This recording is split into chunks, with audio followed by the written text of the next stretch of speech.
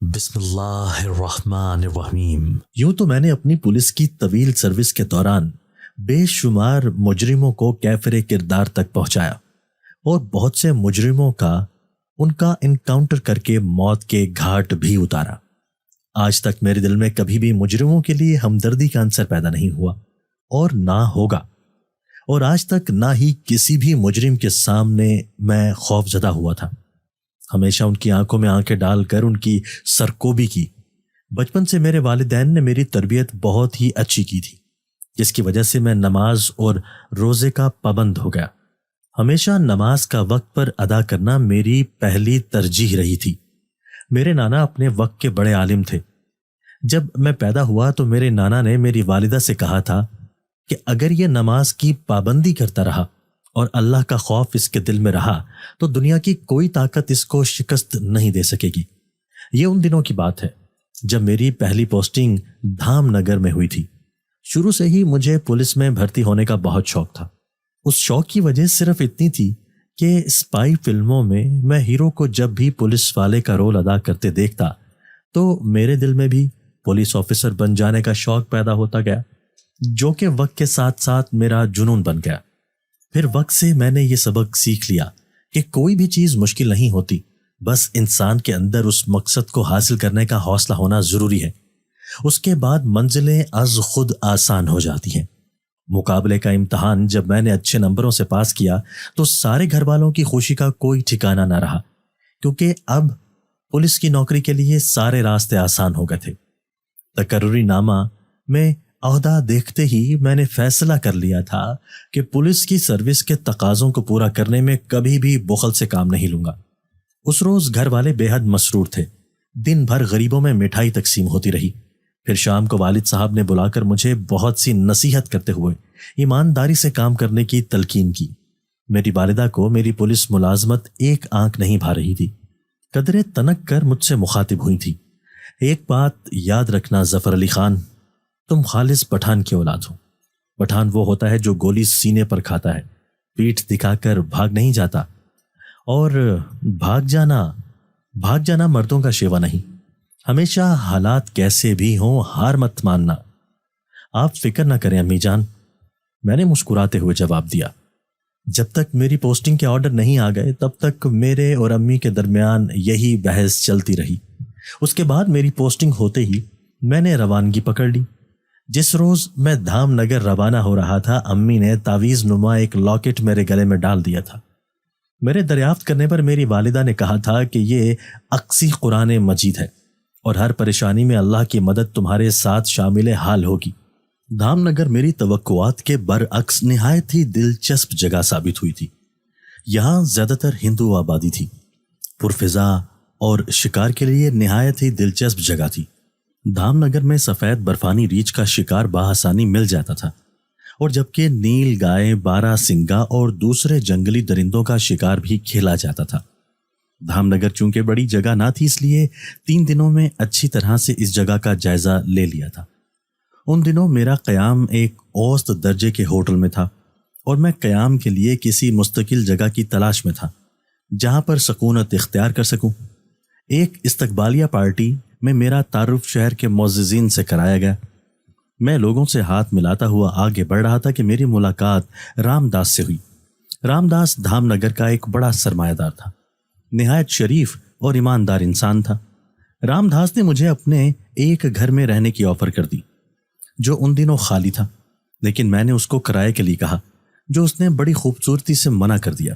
تو میں نے صاف کہہ دیا کہ میں بھی اس طرح مکان میں نہیں رہ سکتا جہاں مجھے مفت میں رہنا پڑے۔ تو اس کا جواب تھا، انسپیکٹر صاحب، ہم تو پیدا ہی سرکاری ملازمین کی خدمت کے لیے ہوئے ہیں۔ میں نے بھی ہنس کر جواب دیا، رام داس جی، میں تو عارضی طور پر رہنا چاہتا ہوں۔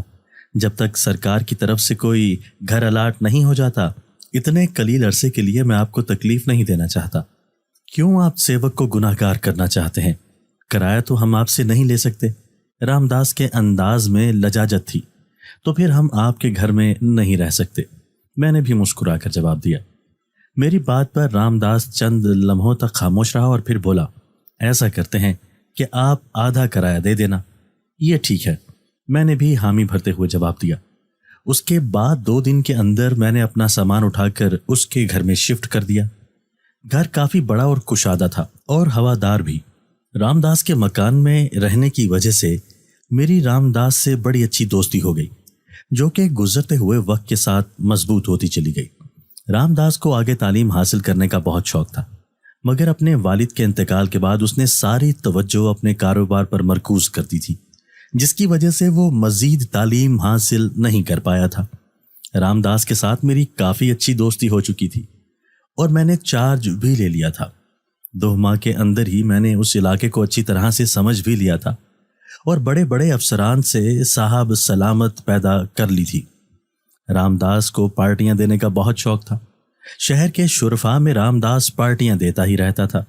ایک روز اس نے مجھے فون کیا کہ آج اس کی طرف اس کے بنگلے پر ایک پارٹی ہے۔ تو میرا پہلا سوال یہی تھا، جناب ابھی 2 ہفتے پہلے تو ایک پارٹی دی تھی تم نے۔ میں نے مسکراتے ہوئے کہا، ہاں وہ تو تھی، مگر یہ پارٹی کچھ خاص ہے۔ اس پارٹی میں میرے ایک فرینڈ آنے والی ہے جو بہت خاص ہے۔ رام داس نے جواب دیا۔ جواب دیتے وقت رام داس مسکرایا ضرور ہوگا۔ جناب تو یہ بات ہے، گرل فرینڈ بھی بنا لی اور ہم کو بتایا بھی نہیں۔ میں نے مسکراتے ہوئے جواب دیا، تم پولیس والے ہو، پتہ لگا لیتے۔ رام داس ہنس کر بولا۔ کچھ لمحوں کے بعد رام داس پھر بولا، آج شام آ جانا اور وقت پر ہی آنا۔ ضرور، میں نے مسکرا کر کہا۔ چنانچہ میں شام کے وقت رام داس کی پارٹی میں پہنچ گیا۔ پارٹی میں رام داس نے میری ملاقات ایک خاتون سے کروائی جس کو دیکھ کر میں دنگ رہ گیا۔ اپنی زندگی میں کبھی اتنی خوبصورت لڑکی کو نہیں دیکھا۔ اس کی عمر 24 یا 25 سال کی آس پاس تھی۔ اس کا چہرہ نہایت ہی دلکش تھا۔ اس نے ہلکے پیازی رنگ کی ساڑی زیب تن کر رکھی تھی۔ جیسے ہی میری اور اس کی نظریں ملیں تو مجھ کو ایک عجیب طرح کی سنسنی دوڑتی محسوس ہوئی۔ اس طرح کا تجربہ میرے لیے پہلی بار تھا۔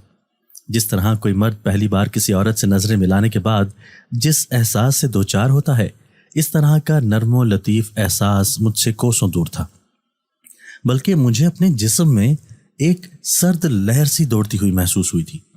میں زیادہ دیر تک اس سے آنکھیں نہ ملا سکا۔ ان آنکھوں میں مجھے عجیب پر اسرار سی چمک محسوس ہوئی۔ اچانک سے خوف سے میں کانپ اٹھا۔ جلدی سے میں نے اپنی نظریں ہٹا لی۔ کیسی لگی تم کو اپنی بھابھی؟ رام داس میری طرف دیکھ کر مسکرا کر بولا، بھابھی؟ کیا مطلب، تم نے شادی کر لی؟ نہیں یار، بس بہت جلد، لیکن شادی میں آنا ہوگا۔ کیا نام ہے بھابھی آپ کا؟ میں نے مسکرا کر پوچھا۔ زرتاج ہے اس کا نام، نواب خاندان سے تعلق ہے اس کا۔ اس کی جگہ رام داس بول پڑا۔ یار تم بھابھی کو تو بولنے دو، میں نے کہا۔ ابھی آپ اس کو بولنے دیں، شادی کے بعد صرف میں ہی بولوں گی، زرتاج مسکرا کر بولی۔ زرتاج کی بات سن کر رام داس نے زوردار کہکا لگایا اور زرتاج کو مخاطب کر کے بولا، اب بھی تم ہی بولتی ہو، میں کہاں بولتا ہوں؟ جواباً زرتاج مسکرا دی۔ زرتاج کی مسکراہٹ بڑی ہی جاندار تھی۔ مجھے حیرت تھی کہ زرتاج کا تعلق اگر نواب خاندان سے ہے تو پھر ایک غیر مسلم سے شادی کر رہی ہے، کیونکہ نواب گھرانے میں زیادہ تر حسب و نسب کو فوقیت دی جاتی ہے، لیکن رام داس تو ہندو تھا۔ بات میری سمجھ میں نہیں آئی۔ پارٹی جاری رہی، لوگ کھاتے پیتے رہے، شراب اور مشروبات کا دور چلتا رہا۔ ایک بات میں نے نوٹ کی بھی تھی کہ زرتاج رام داس کو اکیلا نہیں چھوڑتی تھی، جہاں وہ جاتا اسی جگہ پہنچ جاتی۔ نہ جانے کیوں مجھے ایسا لگا کہ زرتاج کی شخصیت جو نظر آتی ہے وہ ہے نہیں۔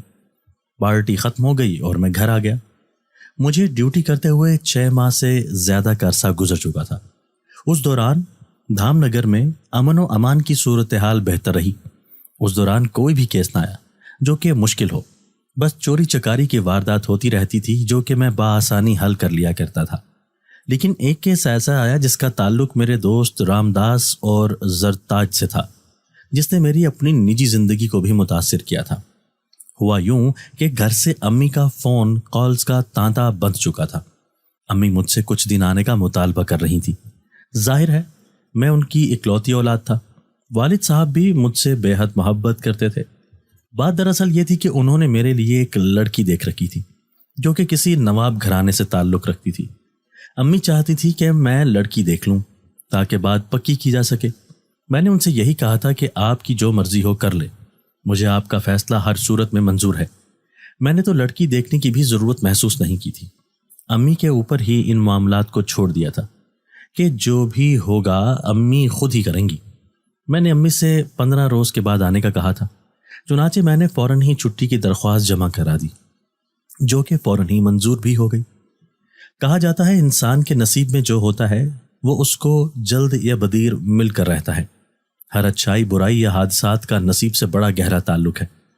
اس دن اگر مجھے معلوم ہوتا کہ کار کا سفر میری زندگی کے راستے ہی بدل دے گا اور ایک ایسی کہانی کو جنم دے گا جو کہ بہت زیادہ ہولناک ہے، تو میں کار سے نہیں بلکہ ٹرین سے سفر کر لیتا۔ مگر پھر وہی نصیب، جو ہونا ہے وہ تو ہو کر رہتا ہے۔ اس روز سال کی سب سے تاریک رات تھی، دسمبر کی 20 تاریخ تھی۔ کار کے ذریعے بائی روڈ میں گھر کے لیے روانہ ہوا۔ میں بڑا خوش تھا۔ جاتے ہوئے میری رام داس سے ملاقات نہ ہو سکی، لیکن میں نے یہ سوچا کہ رام داس سے واپسی پہ ملاقات کر لوں گا، اس لیے امی ابو سے ملنے کے لیے بڑا ہی خوش میں دھام نگر سے روانہ ہوا تھا۔ راستے میں ایک چھوٹا سا شہر پڑتا تھا جس کا نام سروپ نگر تھا۔ سروپ نگر کو انگریزوں کے دور حکومت میں 200 سال قبل ایک مسلمان نواب سولت مرزا نے بسایا تھا۔ کہا جاتا تھا کہ سولت مرزا نہایت ہی ملنسار اور انسان دوست تھا۔ غریب ہندو ہو یا مسلمان، سولت مرزا کے در سے خالی ہاتھ نہیں جاتا تھا۔ ایک رات سولت مرزا کی حویلی میں آگ لگ گئی۔ نواب صاحب پراسرار طور پر اس حویلی میں جل مرے، اور ساتھ ہی اس حویلی کے ملازمین بھی نواب صاحب کے ساتھ جل مرے۔ دریا کے کنارے بنی یہ حویلی اب کھنڈرات کی شکل میں موجود تھی۔ میری کار اسی دریا کے کنارے سے گزر رہی تھی کہ میں نے ایک دوسری کار کو اس حویلی والے راستے کی طرف جاتے ہوئے دیکھا جہاں اس حویلی کے کھنڈرات موجود تھے۔ اس کار میں رام داس اور لڑکی زرتاج موجود تھے۔ رام داس کی ایک جھلک دیکھ کر نہ جانے میرے دل میں کیا خیال آیا، میں نے کار کا رخ حویلی کی جانب موڑ دیا۔ اگر اس کار میں رام داس اور زرتاج نہ ہوتے تو میں ان کا پیچھا کرنے کی جسارت نہ کرتا۔ نہ جانے ان کھنڈرات کی طرف دونوں کو جاتا دیکھ کر میرے اندر کا پولیس آفیسر انگڑائی لے کر جاگ گیا۔ کہیں ایسا تو نہیں کہ زرتاج رام داس کو کسی پریشانی میں مبتلا کر دے۔ رام داس کے تحفظ کی خاطر میں ان دونوں کے پیچھے لگ گیا تھا۔ میں نے ان دونوں سے اتنا فاصلہ رکھا تھا کہ ان کی نظر مجھ پر نہ پڑ سکے۔ تھوڑی دیر کے بعد کار میری نظروں سے اوجھل ہو گئی، لیکن میں نے ہمت نہ ہاری اور میں آہستہ آہستہ کار چلاتا ہوا اس حویلی کے پاس پہنچ گیا۔ حویلی دیکھ کر میری آنکھیں حیرت سے پھٹی کی پھٹی رہ گئی۔ میرے خیال سے تو یہ حویلی کھنڈرات کا نمونہ ہونی چاہیے تھی، لیکن یہ حویلی تو رنگا رنگ روشنیوں سے آراستہ تھی۔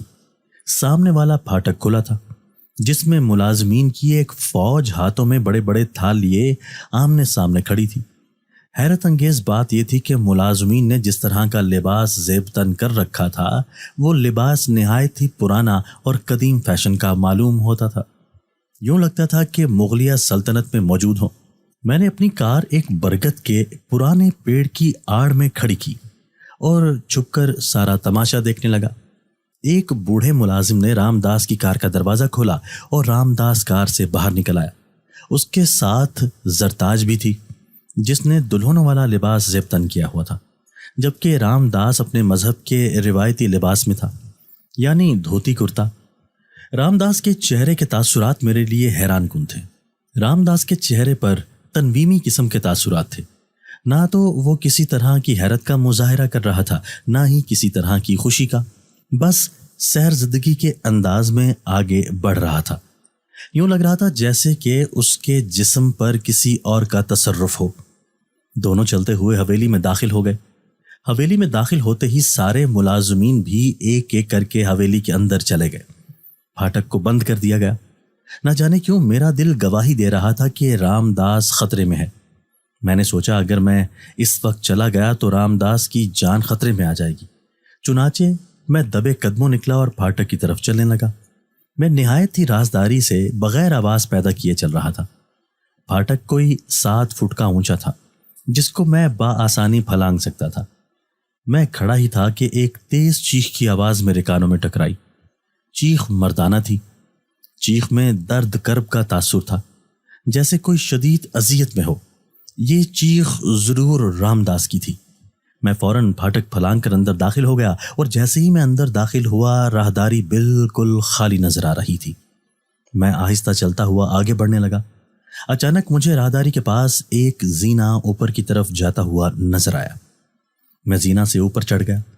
حیرت انگیز بات یہ تھی کہ جس حویلی کو میں خالی سمجھ رہا تھا وہ بالکل خالی نہ تھی، بلکہ اندر سے نہایت ہی شاندار تھی۔ زینہ سے اوپر کی طرف ایک طویل راہداری تھی جس کے آمنے سامنے کمرے بنے ہوئے تھے۔ اچانک میں نے دیکھا کہ سامنے والے کمرے سے وہی بوڑھا نوکر باہر نکل رہا ہے۔ اس کے پیچھے زرتاج تھی۔ زرتاج نے دلہنوں والا لباس اتارا ہوا تھا، اس کی جگہ اس نے ڈھیلا سا گون پہن رکھا تھا۔ یہ میرے لیے کافی عجیب سی بات تھی۔ زرتاج نے عروسی جوڑا اتارا ہوا تھا۔ وہ دونوں چلتے ہوئے دائیں طرف مڑ گئے۔ ان دونوں کی نظر مجھ پر نہیں تھی۔ میں لپک کر تیزی سے اس کمرے میں پہنچا جہاں سے وہ دونوں نکلے تھے۔ کواڑ نیم وا تھا۔ میں نے جھانک کر دیکھا۔ رام داس ایک شاندار مسہری پر آنکھیں بند کیے پڑا تھا۔ ایسا لگ رہا تھا کہ جیسے وہ گہری نیند میں ہو۔ مجھے اس بات پر حیرت تھی کہ اگر رام داس اس قدر گہری نیند میں ہے تو چیخ کی آواز کس کی تھی؟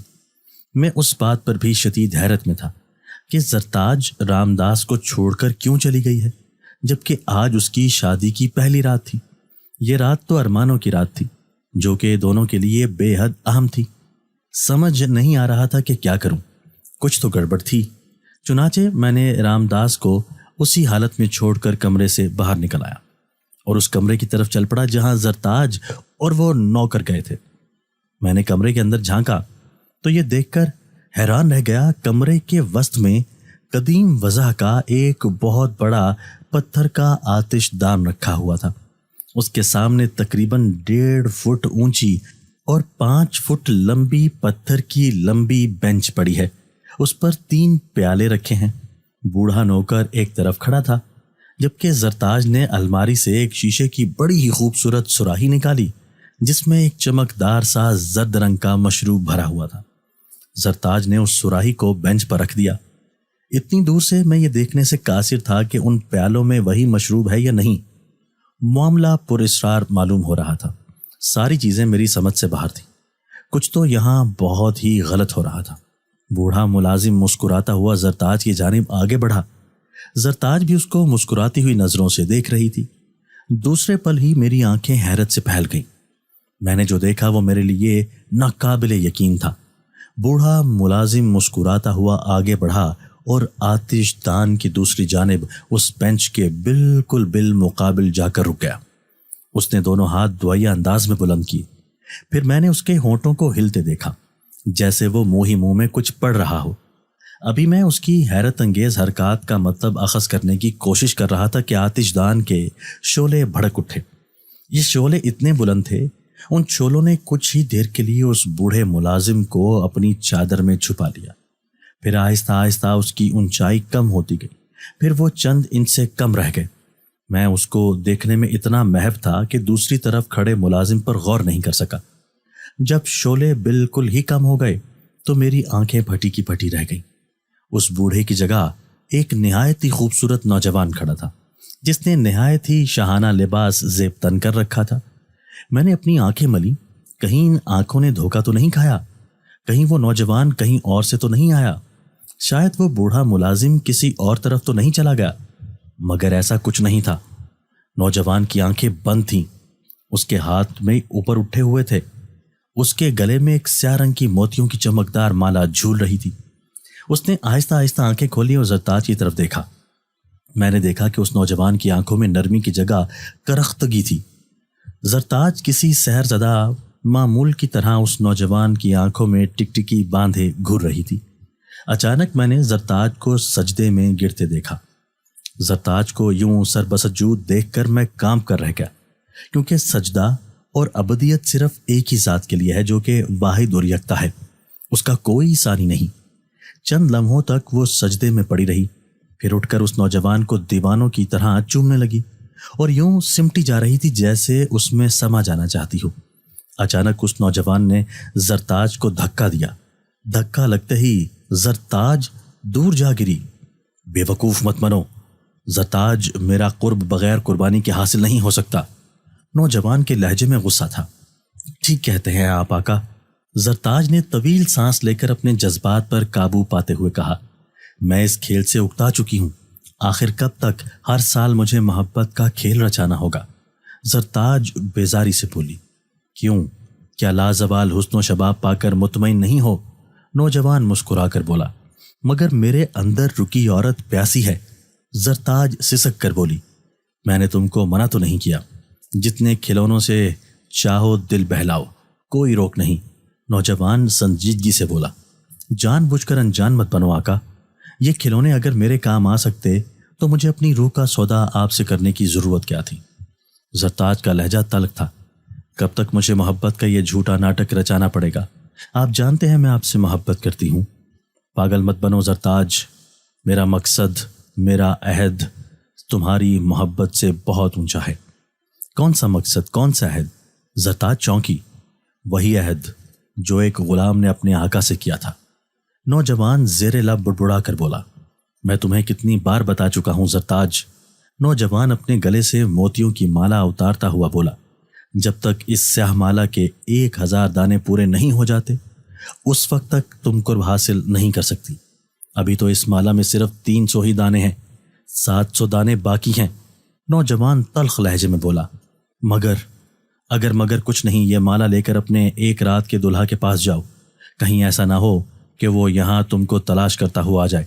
और हाँ जरताज, तुम बहुत खुश नसीब हो जो मैं तुमको अपने दर्शन देता रहता हूँ, वरना मेरे दुनिया में करोड़ों पुजारी हैं जो मेरी मोहब्बत में मरे जा रहे हैं और मेरा मिशन सरंजाम दे रहे हैं, लेकिन मैं उनको कभी भी अपने दर्शन नहीं देता। अब जाओ, शाबाश। नौजवान ने मुस्कुरा कर कहा, जो हुक्म आका। जरताज ने मर्दनी से जवाब दिया। साफ जाहिर था कि जरताज उस नौजवान की बात मानने पर दिल से आमादा नहीं। इतना कहकर जरताज ने वो माला ली और दरवाजे की तरफ बढ़ी। मैंने घबराकर इधर उधर देखा। करीब ही एक दरवाज़ा और था। मैंने घबराहट में उस दरवाजे पर हाथ रखा तो वो दरवाज़ा अंदर की जानिब खुलता चला गया और मैं उसके अंदर चला गया और दरवाज़ा बंद कर दिया, मगर इतना खुला रखा कि बाहर नजर आता रहे। उस नौजवान की ज़ुमानी बातों ने मुझे उलझन में डाल दिया था। किस मकसद की खातिर वो नौजवान जरताज को इस्तेमाल कर रहा था? जरताज ने अपनी रूह का सौदा उससे क्यों किया था? नौजवान कौन था जिसके करोड़ों पुजारी इस दुनिया में मौजूद थे? मुझे तो कुछ समझ नहीं आ रहा था कि क्या चल रहा है। माला का क्या चक्कर था? सारी बातें समझ से बाहर थीं और पुर इसरार भी। मैंने देखा कि जरताज गले में माला डालकर बाहर निकल गई। जरताज के जाने के बाद मैंने उस कमरे में देखा तो वहां कोई न था। नौजवान गायब था। आतिशदान के शोले बदस्तूर भड़क रहे थे।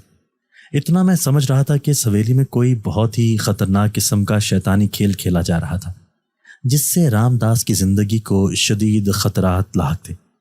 मैं खड़ा सोच ही रहा था कि रामदास को किस तरह आगाह करूं कि वो शदीद खतरे में है।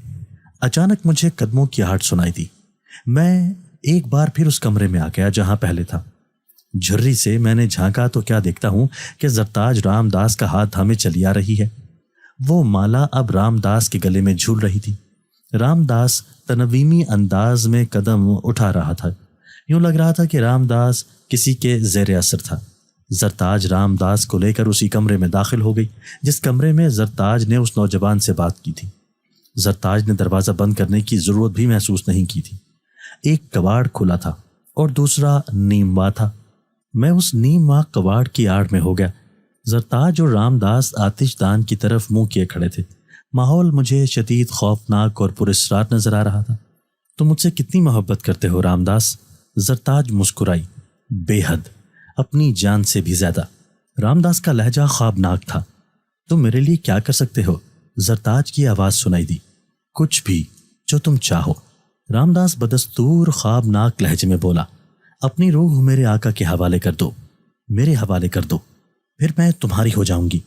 जरताज ने पुरअसरार अंदाज में कहा। बड़ी ही खुशी से, रूह तो क्या जान भी हाजिर है। रामदास का लहजा तनवीमी था। कसम खाते हो? जरताज ने बदस्तूर उसी लहजे में कहा। हाँ, खाता हूं कसम। फिर इस मुकद्दस आग के सामने कसम खाओ।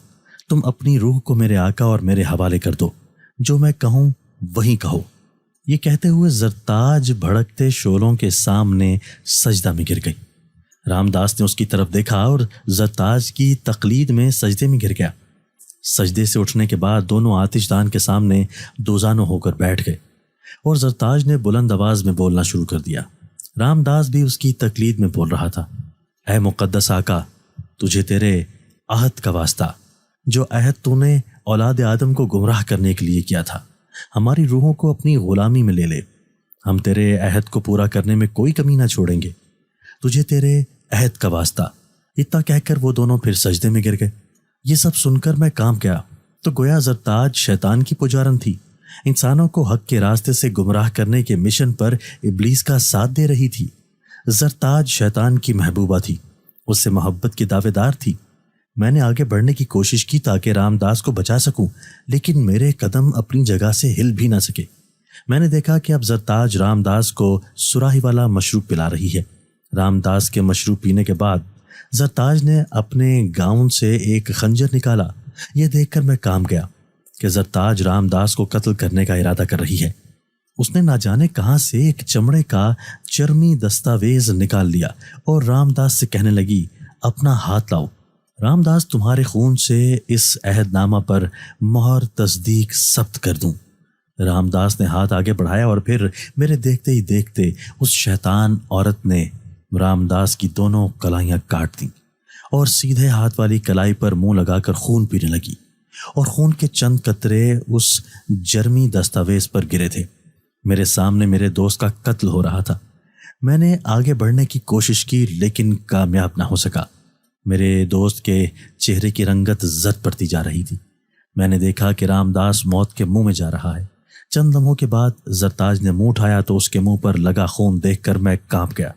اس وقت اس کے چہرے پر بے حد درندگی اور صفاقی نظر آ رہی تھی۔ اچانک اس نے اپنا ہاتھ رام داس کے سینے کی طرف بڑھا دیا۔ میں نے گھبراہٹ اور خوف کے عالم میں آیت الکرسی کی تلاوت شروع کر دی۔ میری نظریں زرتاج پر جمی ہوئی تھی۔ زرتاج نے رام داس کے سینے سے ہاتھ ہٹایا تو میں نے دیکھا کہ زرتاج کی بند مٹھی میں کوئی شے تڑپ رہی ہے۔ پھر اس نے دوسرے ہاتھ سے رام داس کی گردن پر پڑی مالا اتار لی۔ پھر اس نے مالا اور اپنی دبی مٹھی کوئی شے سے ملائی۔ جب اپنی مٹھی ہٹائی تو مالا میں ایک موتی کا اور اضافہ ہو چکا تھا۔ رام داس فرش پر پڑا گر چکا تھا۔ اس دوران میں نے آیت الکرسی پوری تلاوت کر لی تھی۔ مجھے ایسے لگا کہ میں کسی بندش سے آزاد ہو گیا ہوں۔ میں نے قدموں کو جنبش دی۔ یہ دیکھ کر میری خوشی کی انتہا نہ رہی کہ میرے قدم آگے بڑھ سکتے تھے۔ میں فوراً ہی دوڑتا ہوا اندر چلا گیا۔ زرتاج نے مجھے دیکھا تو ایک لمحے کے لیے اس کی آنکھوں میں حیرت و خوف کے تاثرات ابھرے اور مالا اس کے ہاتھ سے چھوٹ کر گر پڑی۔ دوسرے ہی پل اس کی آنکھوں سے غصہ ظاہر ہونے لگا تھا۔ زرتاج چلاتی ہوئی میری جانب بڑھی۔ میں نے فوراً ہی سورہ ناس کی تلاوت شروع کر دی۔ تلاوت کے الفاظ سنتے ہی اس کے چہرے سے خوف ظاہر ہونے لگا اور زرتاج اسی جگہ رک گئی۔ اس کے حلق سے خوفناک چیخ نکلی اور زرتاج فرش پر گر کر تڑپنے لگی تھی۔ یہ آیت کا ہی کرشمہ تھا کہ جس نے زرتاج کو شکست دے دی تھی کہ فرش پر تڑپنے لگی تھی۔ میں زیر لب آیت کی تلاوت کرتا ہوا جیسے ہی اس کے قریب پہنچا تو وہ بجلی کی تیزی سے اٹھی اور مجھے دھکا دیتی ہوئی باہر کی جانب بھاگی۔ میں بھی اس کے پیچھے بھاگا، لیکن اس وقت تک زرتاج نظروں سے اوجھل ہو چکی تھی۔ اس نے اپنی پراسرار قوتوں کا استعمال کر کے مجھے دھوکہ دے دیا تھا۔ دھوکہ دے کر وہ نکل چکی تھی۔ اسی وقت فضا میں نسوانی سسکیوں کی آوازیں گونجنے لگی تھی۔ میں پلٹ کر کمرے میں پہنچا تو مالا اسی جگہ موجود تھی جبکہ رام داس مر چکا تھا۔ مالا کو جیسے ہی میں نے اٹھایا تو مالا گرم تھی۔ پہلی بار میں نے دیکھا مالا کے ہر دانے میں ایک انسانی سر نظر آ رہا تھا۔ ہر سر سے ہلکی سسکیوں کی آواز آتی محسوس ہوئی تھی۔ میں نے مالا کو فی الفور جیب میں رکھ لیا اور حویلی سے باہر نکل آیا۔ رام داس کی موت پر میرا دل اندر سے دکھ رہا تھا۔ ایک بے گناہ جوان آدمی مارا گیا تھا۔ میرا پہلا فرض یہی تھا کہ سروپ نگر جا کر وہاں کی پولیس کو سارے واقعات سے آگاہ کروں۔ چنانچہ میں نے برگد کے پیڑ کے پیچھے سے اپنی کار نکالی اور پولیس اسٹیشن چل پڑا۔ راستے میں مجھے خیال آیا کہ اگر میں نے پولیس کو سچ بتایا تو پولیس مجھے پاگل سمجھے گی۔ بھلا اس دور میں ایسے واقعات کا ظہور کہاں ممکن ہے؟ پھر میں پولیس کو کیا بتاؤں گا؟ اگر میں کوئی جھوٹی کہانی گھڑتا ہوں تو پولیس کا پہلا سوال یہی ہوگا کہ آپ بھی تو ایک پولیس والے ہیں، آپ نے ایکشن کیوں نہیں لیا؟ کیوں ایسا نہ ہو کہ مجھ پر ہی رام داس کے قتل کا الزام نہ لگا دیں؟ चुनाचे मैं वापस रामदास की लाश के लिए पलटा। जब मैं हवेली की तरफ पलटा, ये देखकर हैरान रह गया कि हवेली खंडर का नमूना बनी हुई थी और रामदास की लाश का कहीं कोई पता न था। पूरी हवेली धूल मिट्टी और गर्द में अटी हुई थी। ऐसा लगता था कि जैसे कि इस हवेली में बरसों से कोई दाखिल नहीं हुआ था। तो क्या मेरी नज़रों ने धोखा खाया था? लेकिन माला तो मेरी जेब में थी। मुझे ऐसे लग रहा था कि शैतानी जाल मेरे इर्द गिर्द बुना जा चुका है। मुझे ऐसा लग रहा था कि ज़रताज अपनी माला के लिए वापस ज़रूर आएगी। मेरे दिलो दिमाग में एक जंग सी जारी थी। रह रह कर रामदास की सूरत मेरी आंखों के सामने नाचने लगती थी। उस चुड़ैल ने ज़रूर रामदास को मार दिया था। बस हवेली के सारे वाक़यात मेरी आंखों के सामने घूम रहे थे। मैंने ज़रताज की मुट्ठी में कोई चीज़ फड़फड़ाते देखी थी। वो ज़रूर रामदास का दिल था जो उसने किसी पुरइसरार अमल से बाहर निकाल लिया था। इब्लीस सदियों से इंसान दुश्मनी पर अमल पैरा था। अपने गुरूर व तकब्बुर का बदला वो इंसान से ले रहा था। अल्लाह पाक के हुक्म को सारे फरिश्तों ने माना था।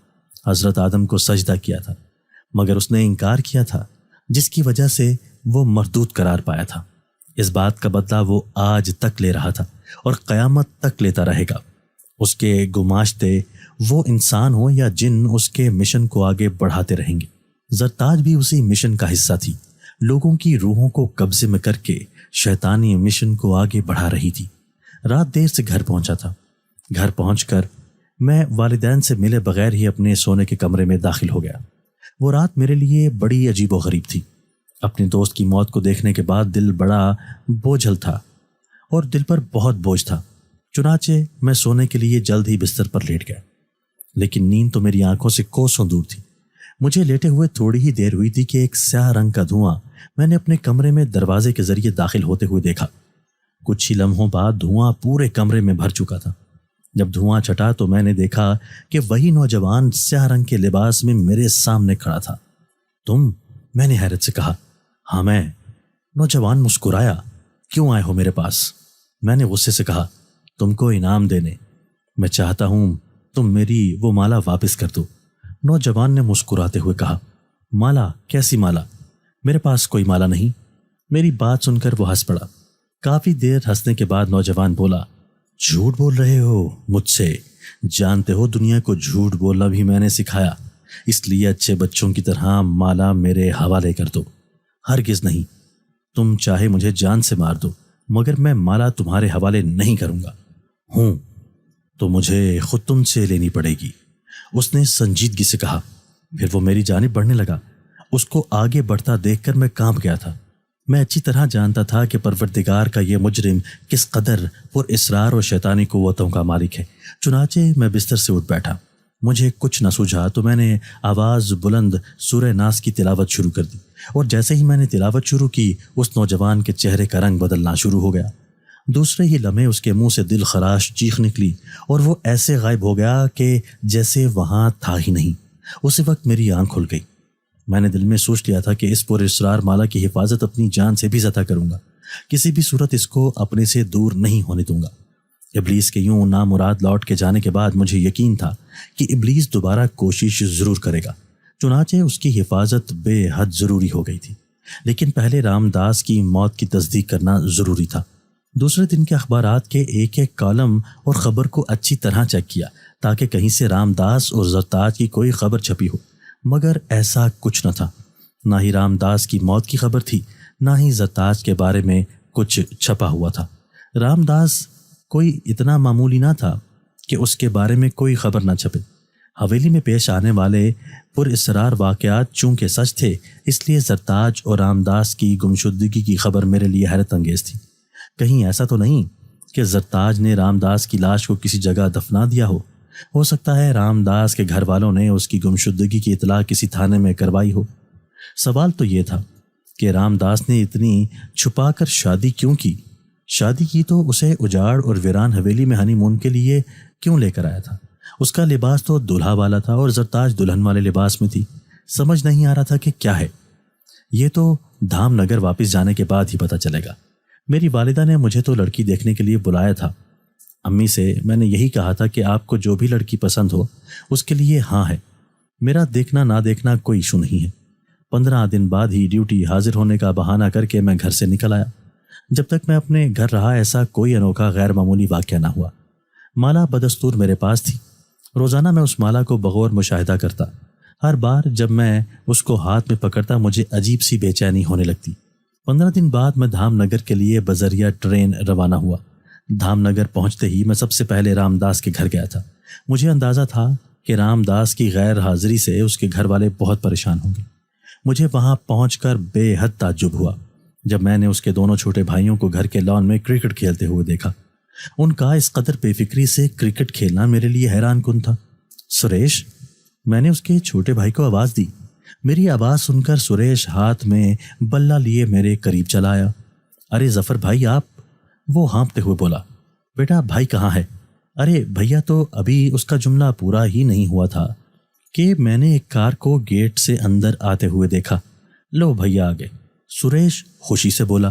جیسے ہی کار اندر داخل ہوئی تو کار سے باہر نکلنے والے کو دیکھ کر میری آنکھیں کھلی کی کھلی رہ گئیں، کیونکہ بلا شبہ کار سے اترنے والا رام داس ہی تھا۔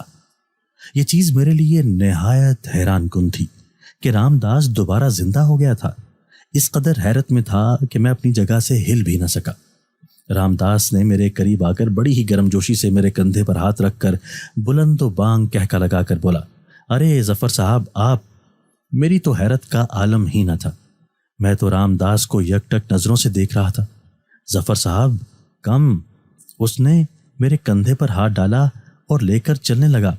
رام داس کا بدلا ہوا رویہ میرے لیے حیران کن تھا۔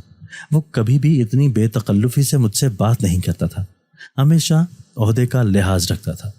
رام داس مجھے لے کر اپنے کمرے میں آ گیا۔ کمرے میں پہنچ کر اس نے اپنا کوٹ اتار کر الماری میں لٹکایا اور الماری سے شراب کی بوتل اور 2 گلاس نکال کر میرے پاس آ گیا۔ فل یا ہاف؟ رام داس نے مسکرا کر پوچھا۔ تم جانتے ہو رام داس میں شراب نہیں پیتا۔ میری بات سن کر وہ گڑبڑا گیا۔ دوسرے ہی لمحے اس نے خود کو سنبھال لیا اور اپنے گلاس سے سپ لی اور مجھے حیرت سے دیکھتا ہوا بولا، ارے یار تم کیسے پولیس والے ہو؟ حیرت ہے، اتنی دقیانوسی باتیں۔ شراب نہ پینا کوئی دقیانوسی بات تو نہیں ہے۔ جو نہیں پیتا نہیں پیتا بس، میں نے سنجیدگی سے کہا۔ شراب نہ پینے والے تو کبھی مدہوش نہیں ہوتے، لیکن مجھے حیرت تم کیسے مدہوش ہو گئے؟ رام داس نے شراب کے گلاس میں برف ملاتے ہوئے کہا۔ کیا مطلب؟ میں چونک گیا۔ مطلب یہ کہ مالا میرے حوالے کر دو۔ زرتاج سے الجھنا آسان نہیں ہے۔ اس نے شراب کا گھونٹ لیتے ہوئے کہا۔ ہوں؟ تو مطلب تم بھی ان کی فہرست میں شامل ہو گئے ہو؟ اپنی روح کو فروخت کر دیا تم نے؟ سمجھدار انسان ہو تم۔ رام داس مسکرایا۔ تم رام داس نہیں ہو ظفر علی خان، تم جو بھی سمجھو، مالا تو تم کو دینی ہی پڑے گی۔ مالا کو بھول جاؤ، میں نے حتمی لہجے سے کہا اور کرسی سے اٹھ کھڑا ہوا۔ کمرے کے دروازے تک ہی پہنچا تھا کہ رام داس کی پیچھے سے آواز سنائی دی، میرا گھر خالی کر دینا، ملازم بھیج رہا ہوں، چابی دے دینا۔ میں نے کوئی جواب نہ دیا اور اس کے کمرے سے باہر نکل آیا۔ اس کا مکان میں نے خالی کر دیا۔ رام داس کے بارے میں میرا شبہ ٹھیک تھا کہ یہ رام داس نہیں ہے۔ میں رام داس کے مکان سے سرکاری کوارٹر میں آ گیا۔ اس بات کو ہفتہ ہی گزرا ہوگا۔ رام داس کے بارے میں مجھے متضاد اطلاعات مل رہی تھیں۔ رام داس کے بارے میں اچھی طرح جانتا تھا کہ رام داس رنگین مزاج نہیں ہے، مگر اب لڑکیوں کی زندگی خراب کرنا، جوا، سٹا، بے ایمانی جیسے اس کے خون میں شامل ہو گئی تھی۔ شہر کے ہر چھوٹے بڑے جرم میں اس کا ہاتھ ملوث ہونے کی اطلاعات مجھے مل رہی تھیں۔ پولیس کے دوسرے لوگ اچھی طرح سے جانتے تھے کہ رام داس میرا دوست ہے، چنانچہ میں نے اس کے خلاف خود ہی انکوائری شروع کروائی تاکہ کوئی بھی ثبوت ملنے کی صورت میں اس کو گرفتار کیا جائے۔ ایک طرف یہ حالات تھے کہ میرا گھر عجیب و غریب پراسرار سرگرمیوں کی آماج گاہ بنا ہوا تھا۔ رام داس کا مکان چھوڑنے کے بعد حکومت کی جانب سے رہنے کے لیے ایک کوٹھی مل گئی تھی، جس میں صاف صفائی کے لیے ایک ملازم لڑکا، کھانا پکانے کے لیے ایک بوڑھی ملازمہ موجود تھی۔ صبح آفس جاتے ہوئے میں ہمیشہ سے بیڈ روم اور نجی کمرے کو مقفل کر کے جاتا تھا۔ پھر بھی مجھے ایسا لگتا تھا کہ جیسے کہ بیڈ روم اور نجی کمرے کو چھیڑا گیا ہے۔ میں ملازمہ اور اس لڑکے پر شک بھی نہیں کر سکتا تھا کیونکہ چابیاں میرے پاس ہوتی تھیں۔ یہ غالباً شام کی بات ہے۔ اس روز میں ذرا جلدی گھر آ گیا تھا۔ میں نہا کر نکلا ہی تھا کہ بوا کمرے میں آتی ہوئی دکھائی دی۔ ملازمہ کو میں بوا ہی کہہ کر پکارتا تھا۔ بوا خیریت؟ میں نے بوا کی طرف دیکھ کر کہا۔ بوا نے میری طرف سہمی ہوئی نظروں سے دیکھا اور بولی، بیٹا ہمارا حساب کر دو، ہم اب کام نہیں کر سکتے۔ خیریت بوا؟ بیٹا اس گھر میں آصیب ہے۔ بوا کی بات پر میں چونک پڑا۔ آصیب؟ کیسا آصیب؟ بیٹا میں جب کھانا بنانے کے لیے کچن میں جا رہی تھی کہ تمہارے بیڈ روم کے پاس میں نے ایک لڑکی کو دیکھا جو کہ دروازے پر کھڑی تھی۔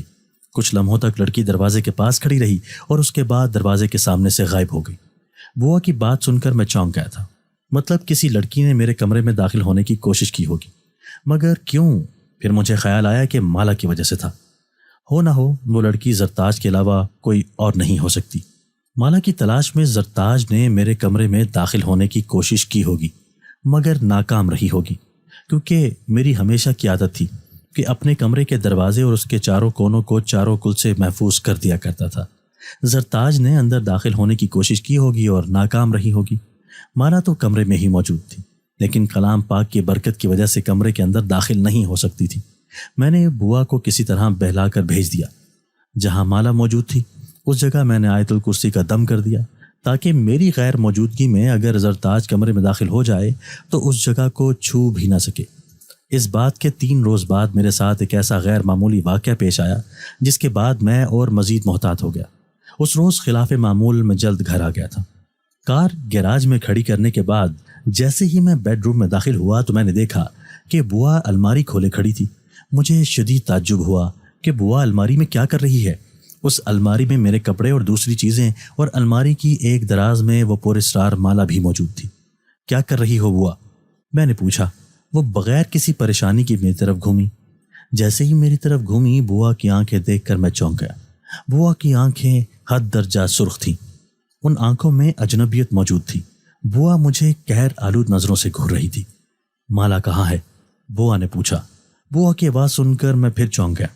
وہ آواز ہرگز بوا کی نہیں تھی۔ قدرے بیٹھی ہوئی غیر انسانی آواز تھی۔ لگتا تھا بوا کے اندر کوئی شیطانی روح حلول کر گئی ہے۔ کون سی مالا؟ میں نے حیرانگی سے کہا۔ وہی مالا جو تم نے مجھ سے چھینی تھی، بوا نے کہا۔ اتنا سننا تھا کہ میں چونک پڑا۔ دوسرے ہی لمحے میں نے مسکرا کر کہا، تو تم زرتاج ہو جس نے میرے دوست رام داس کا خون کیا ہے۔ میری بات سن کر بوا کہکا لگا کر ہنس پڑی۔ اس کی ہنسی سن کر مجھے اپنے جسم میں سنسنی سی دوڑتی ہوئی محسوس ہوئی۔ ہاں میں زرتاج ہوں، لیکن رام داس تو زندہ ہے۔ زرتاج نے مسکرا کر مکاری سے کہا۔ وہ رام داس نہیں ہے، اس نے اپنی پوری روح کا سودا کیا ہے۔ جو بھی ہے مالا مجھے دے دو، میں تم کو مالا مال کر دوں گی۔ نہیں، مجھے ایسے مال کی ضرورت نہیں ہے جس میں ایمان کا سودا کیا جائے، میں نے سخت لہجے میں کہا۔ میں تم سے مالا چھین لوں گی، اس نے صفاقی سے کہا۔ نہیں بیبی ڈال، تم ایسا نہیں کر سکتی۔ میں مسکرایا۔ تم کو میرے کمرے میں داخل ہونے کے لیے بوا کے جسم کا سہارا لینا پڑا، کیونکہ میں نے اپنے کمرے کو کلام مقدس سے محفوظ بنا لیا ہے۔ اگر کر سکتی ہو تو بہت پہلے کر دیتی، میں نے سخت لہجے میں کہا۔ تو میں تم کو جان سے مار دوں گی تاکہ پھر مالا ڈھونڈنے میں مشکل نہ ہو، اس نے زہر خند سے کہا اور چیخ کر میری جانب بڑھی۔ میں ڈر کے پیچھے ہٹ گیا۔ جیسے ہی اس کا ہاتھ گردن کو لگا، دوسرے ہی پل اس کے حلق سے ایک دل خراش چیخ نکلی اور بوا لہرا کر زمین بوس ہو گئی۔ اسی پل میں نے دیکھا کہ بوا کے جسم سے سیاہ رنگ کا دھواں باہر نکلا اور تیزی سے کھلے دروازے سے باہر نکل گیا۔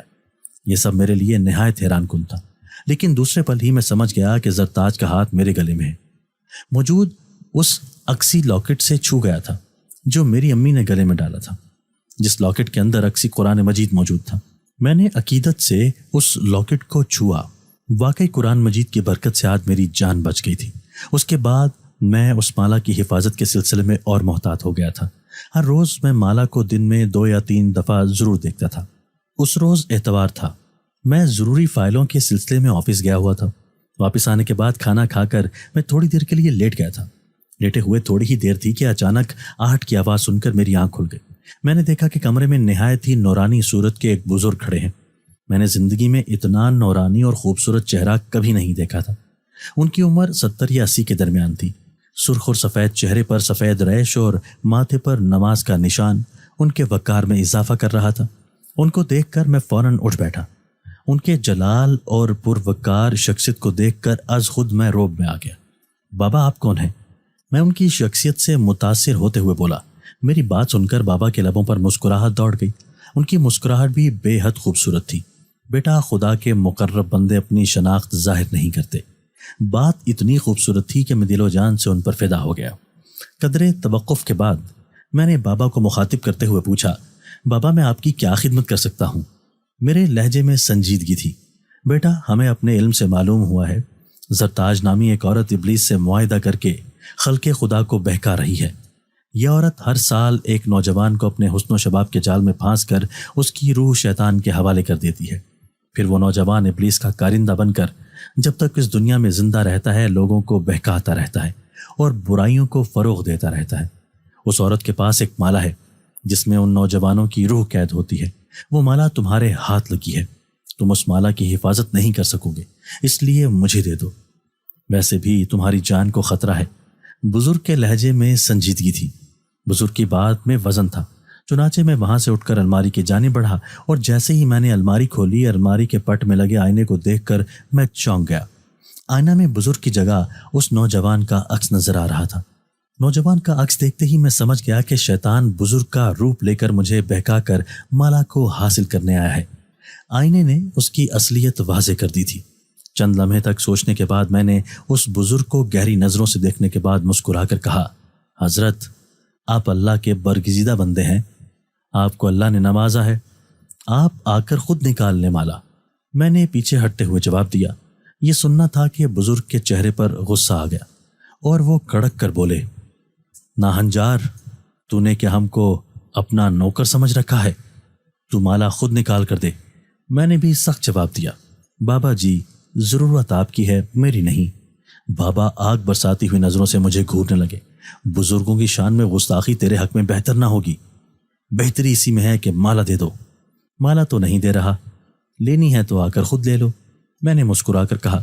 میری مسکراہٹ نے جلتی پر تیل کا کام کیا تھا۔ بابا کی آنکھوں میں انگارے ناچنے لگے تھے۔ صاف سی بات تھی کہ میں نے اپنی الماری اور کمرے کو قرآن کی تلاوت کے دم سے محفوظ کر لیا تھا، اس لیے شیطان جانتا تھا کہ اس کو کبھی ہاتھ نہیں لگا سکتا۔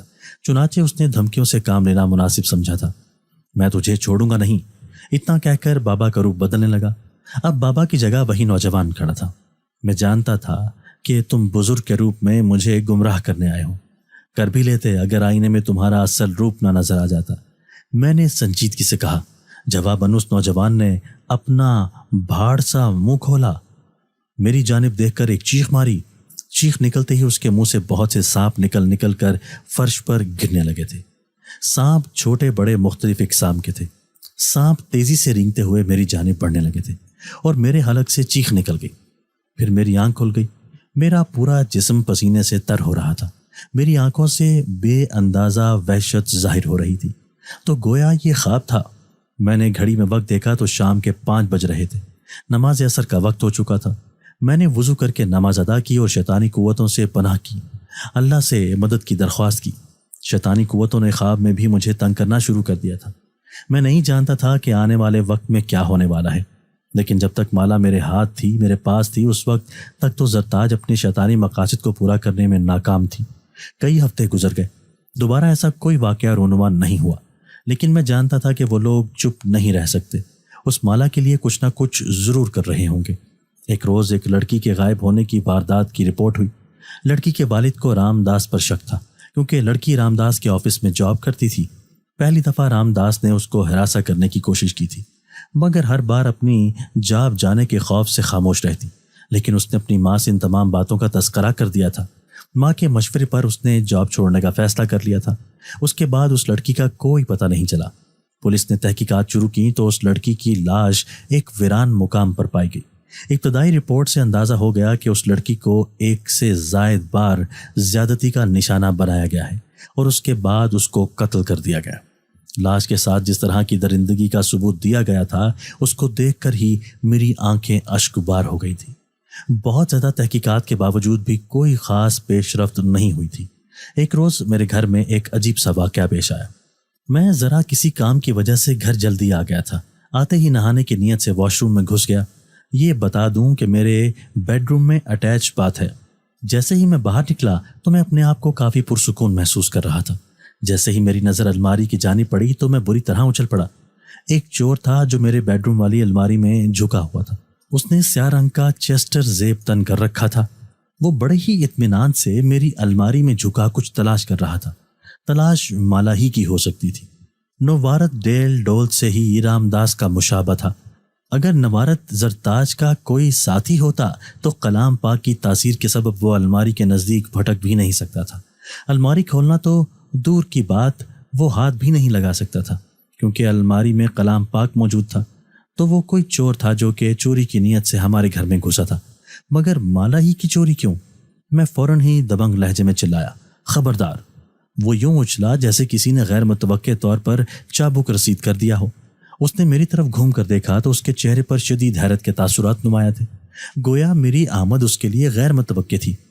کون ہو تم؟ یہاں کیسے آئے تھے؟ میری آواز سن کر وہ چونکا اور دوسرے ہی پل اس نے دروازے کی جانب چھلانگ لگا دی، لیکن میں بھی غافل نہ تھا۔ اس سے قبل کہ وہ باہر نکل پاتا میں نے اس کو دبوچ لیا اور بڑی پھرتی سے اس کو فرش پر گرا دیا۔ اگر تم نے بھاگنے کی کوشش کی تو یہاں سے تمہاری لاش جائے گی، میں نے سرد لہجے میں کہا۔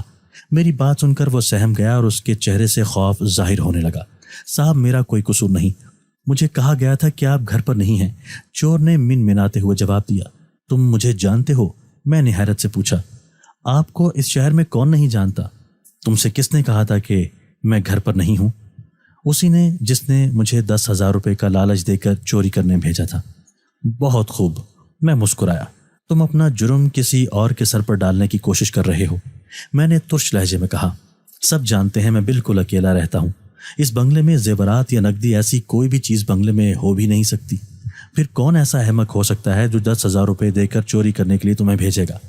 مالا، انسپکٹر صاحب، اس نے کہا کہ میں ایک سیاہ موتیوں والی مالا چوری کر کے اس کو دوں۔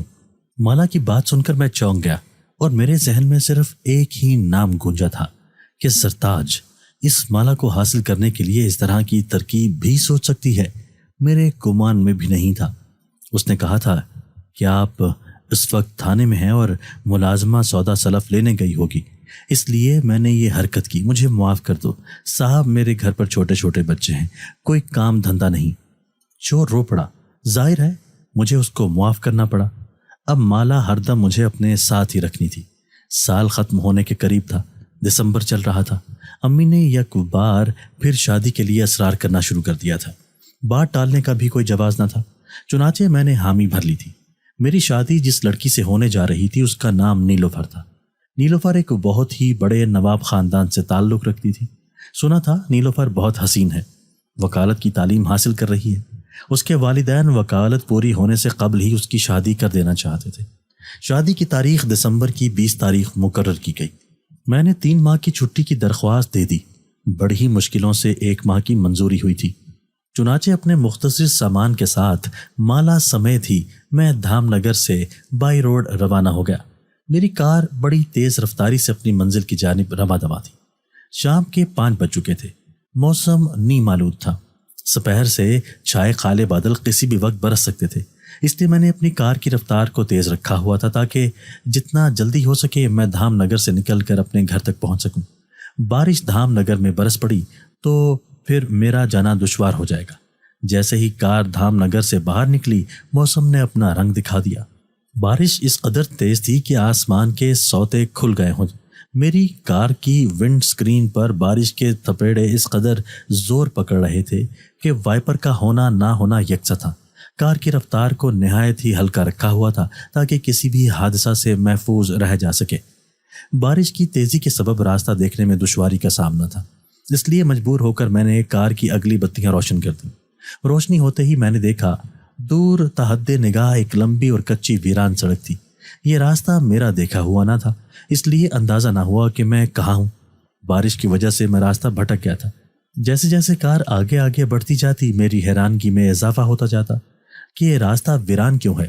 سڑک کے کچے ہونے کے سبب کیچڑ جمع ہو چکا تھا، جس کی وجہ سے کار کی ڈرائیونگ میں نہایت دشواری کا سامنا تھا، اس لیے مجبور ہو کر میں نے کار روک دی۔ میری کار جس جگہ رکی تھی اس کے دونوں اطراف ایک طویل میدانی سلسلہ تھا جس میں خودرو جھاڑیاں اور پودے بڑی ہی کثیر تعداد میں موجود تھے۔ کار روک کر میں کار ہی میں رہنا مناسب سمجھا تھا تاکہ بارش میں بھیگنے سے محفوظ رہ سکوں۔ کار میں بیٹھے بیٹھے مجھے کافی دیر ہو چکی تھی۔ اس دوران مجھے غنودگی بھی محسوس ہونے لگی تھی، اسی لیے میں نے اپنا سر سیٹ سے ٹکا دیا تاکہ کچھ دیر سو سکوں۔ सोए हुए ना जाने कितनी देर गुजर गई कि एक अजीब सी आवाज़ से मेरी आंख खुल गई।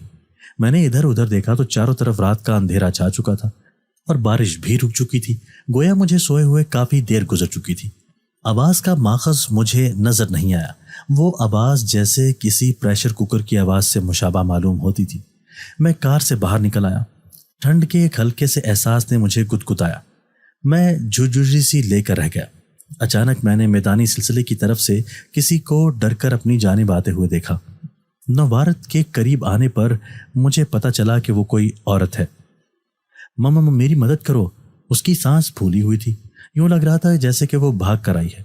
उसकी आवाज़ से घबराहट साफ जाहिर हो रही थी। मैंने फौरन जेब से मोबाइल निकाल कर उसकी रोशनी में उस औरत की जानिब देखा। वो एक नौजवान और खूबसूरत औरत थी। उसकी रंगत सुर्ख व सफ़ेद थी। उसका सांस फूला हुआ था। औरत किसी अच्छे घर की मालूम होती थी। उसने गुलाबी फूलदार शलवार कमीज पहन रखी थी। औरत के मुंह से फरियाद सुनकर मेरे अंदर का पुलिस ऑफिसर एकदम बेदार हो गया।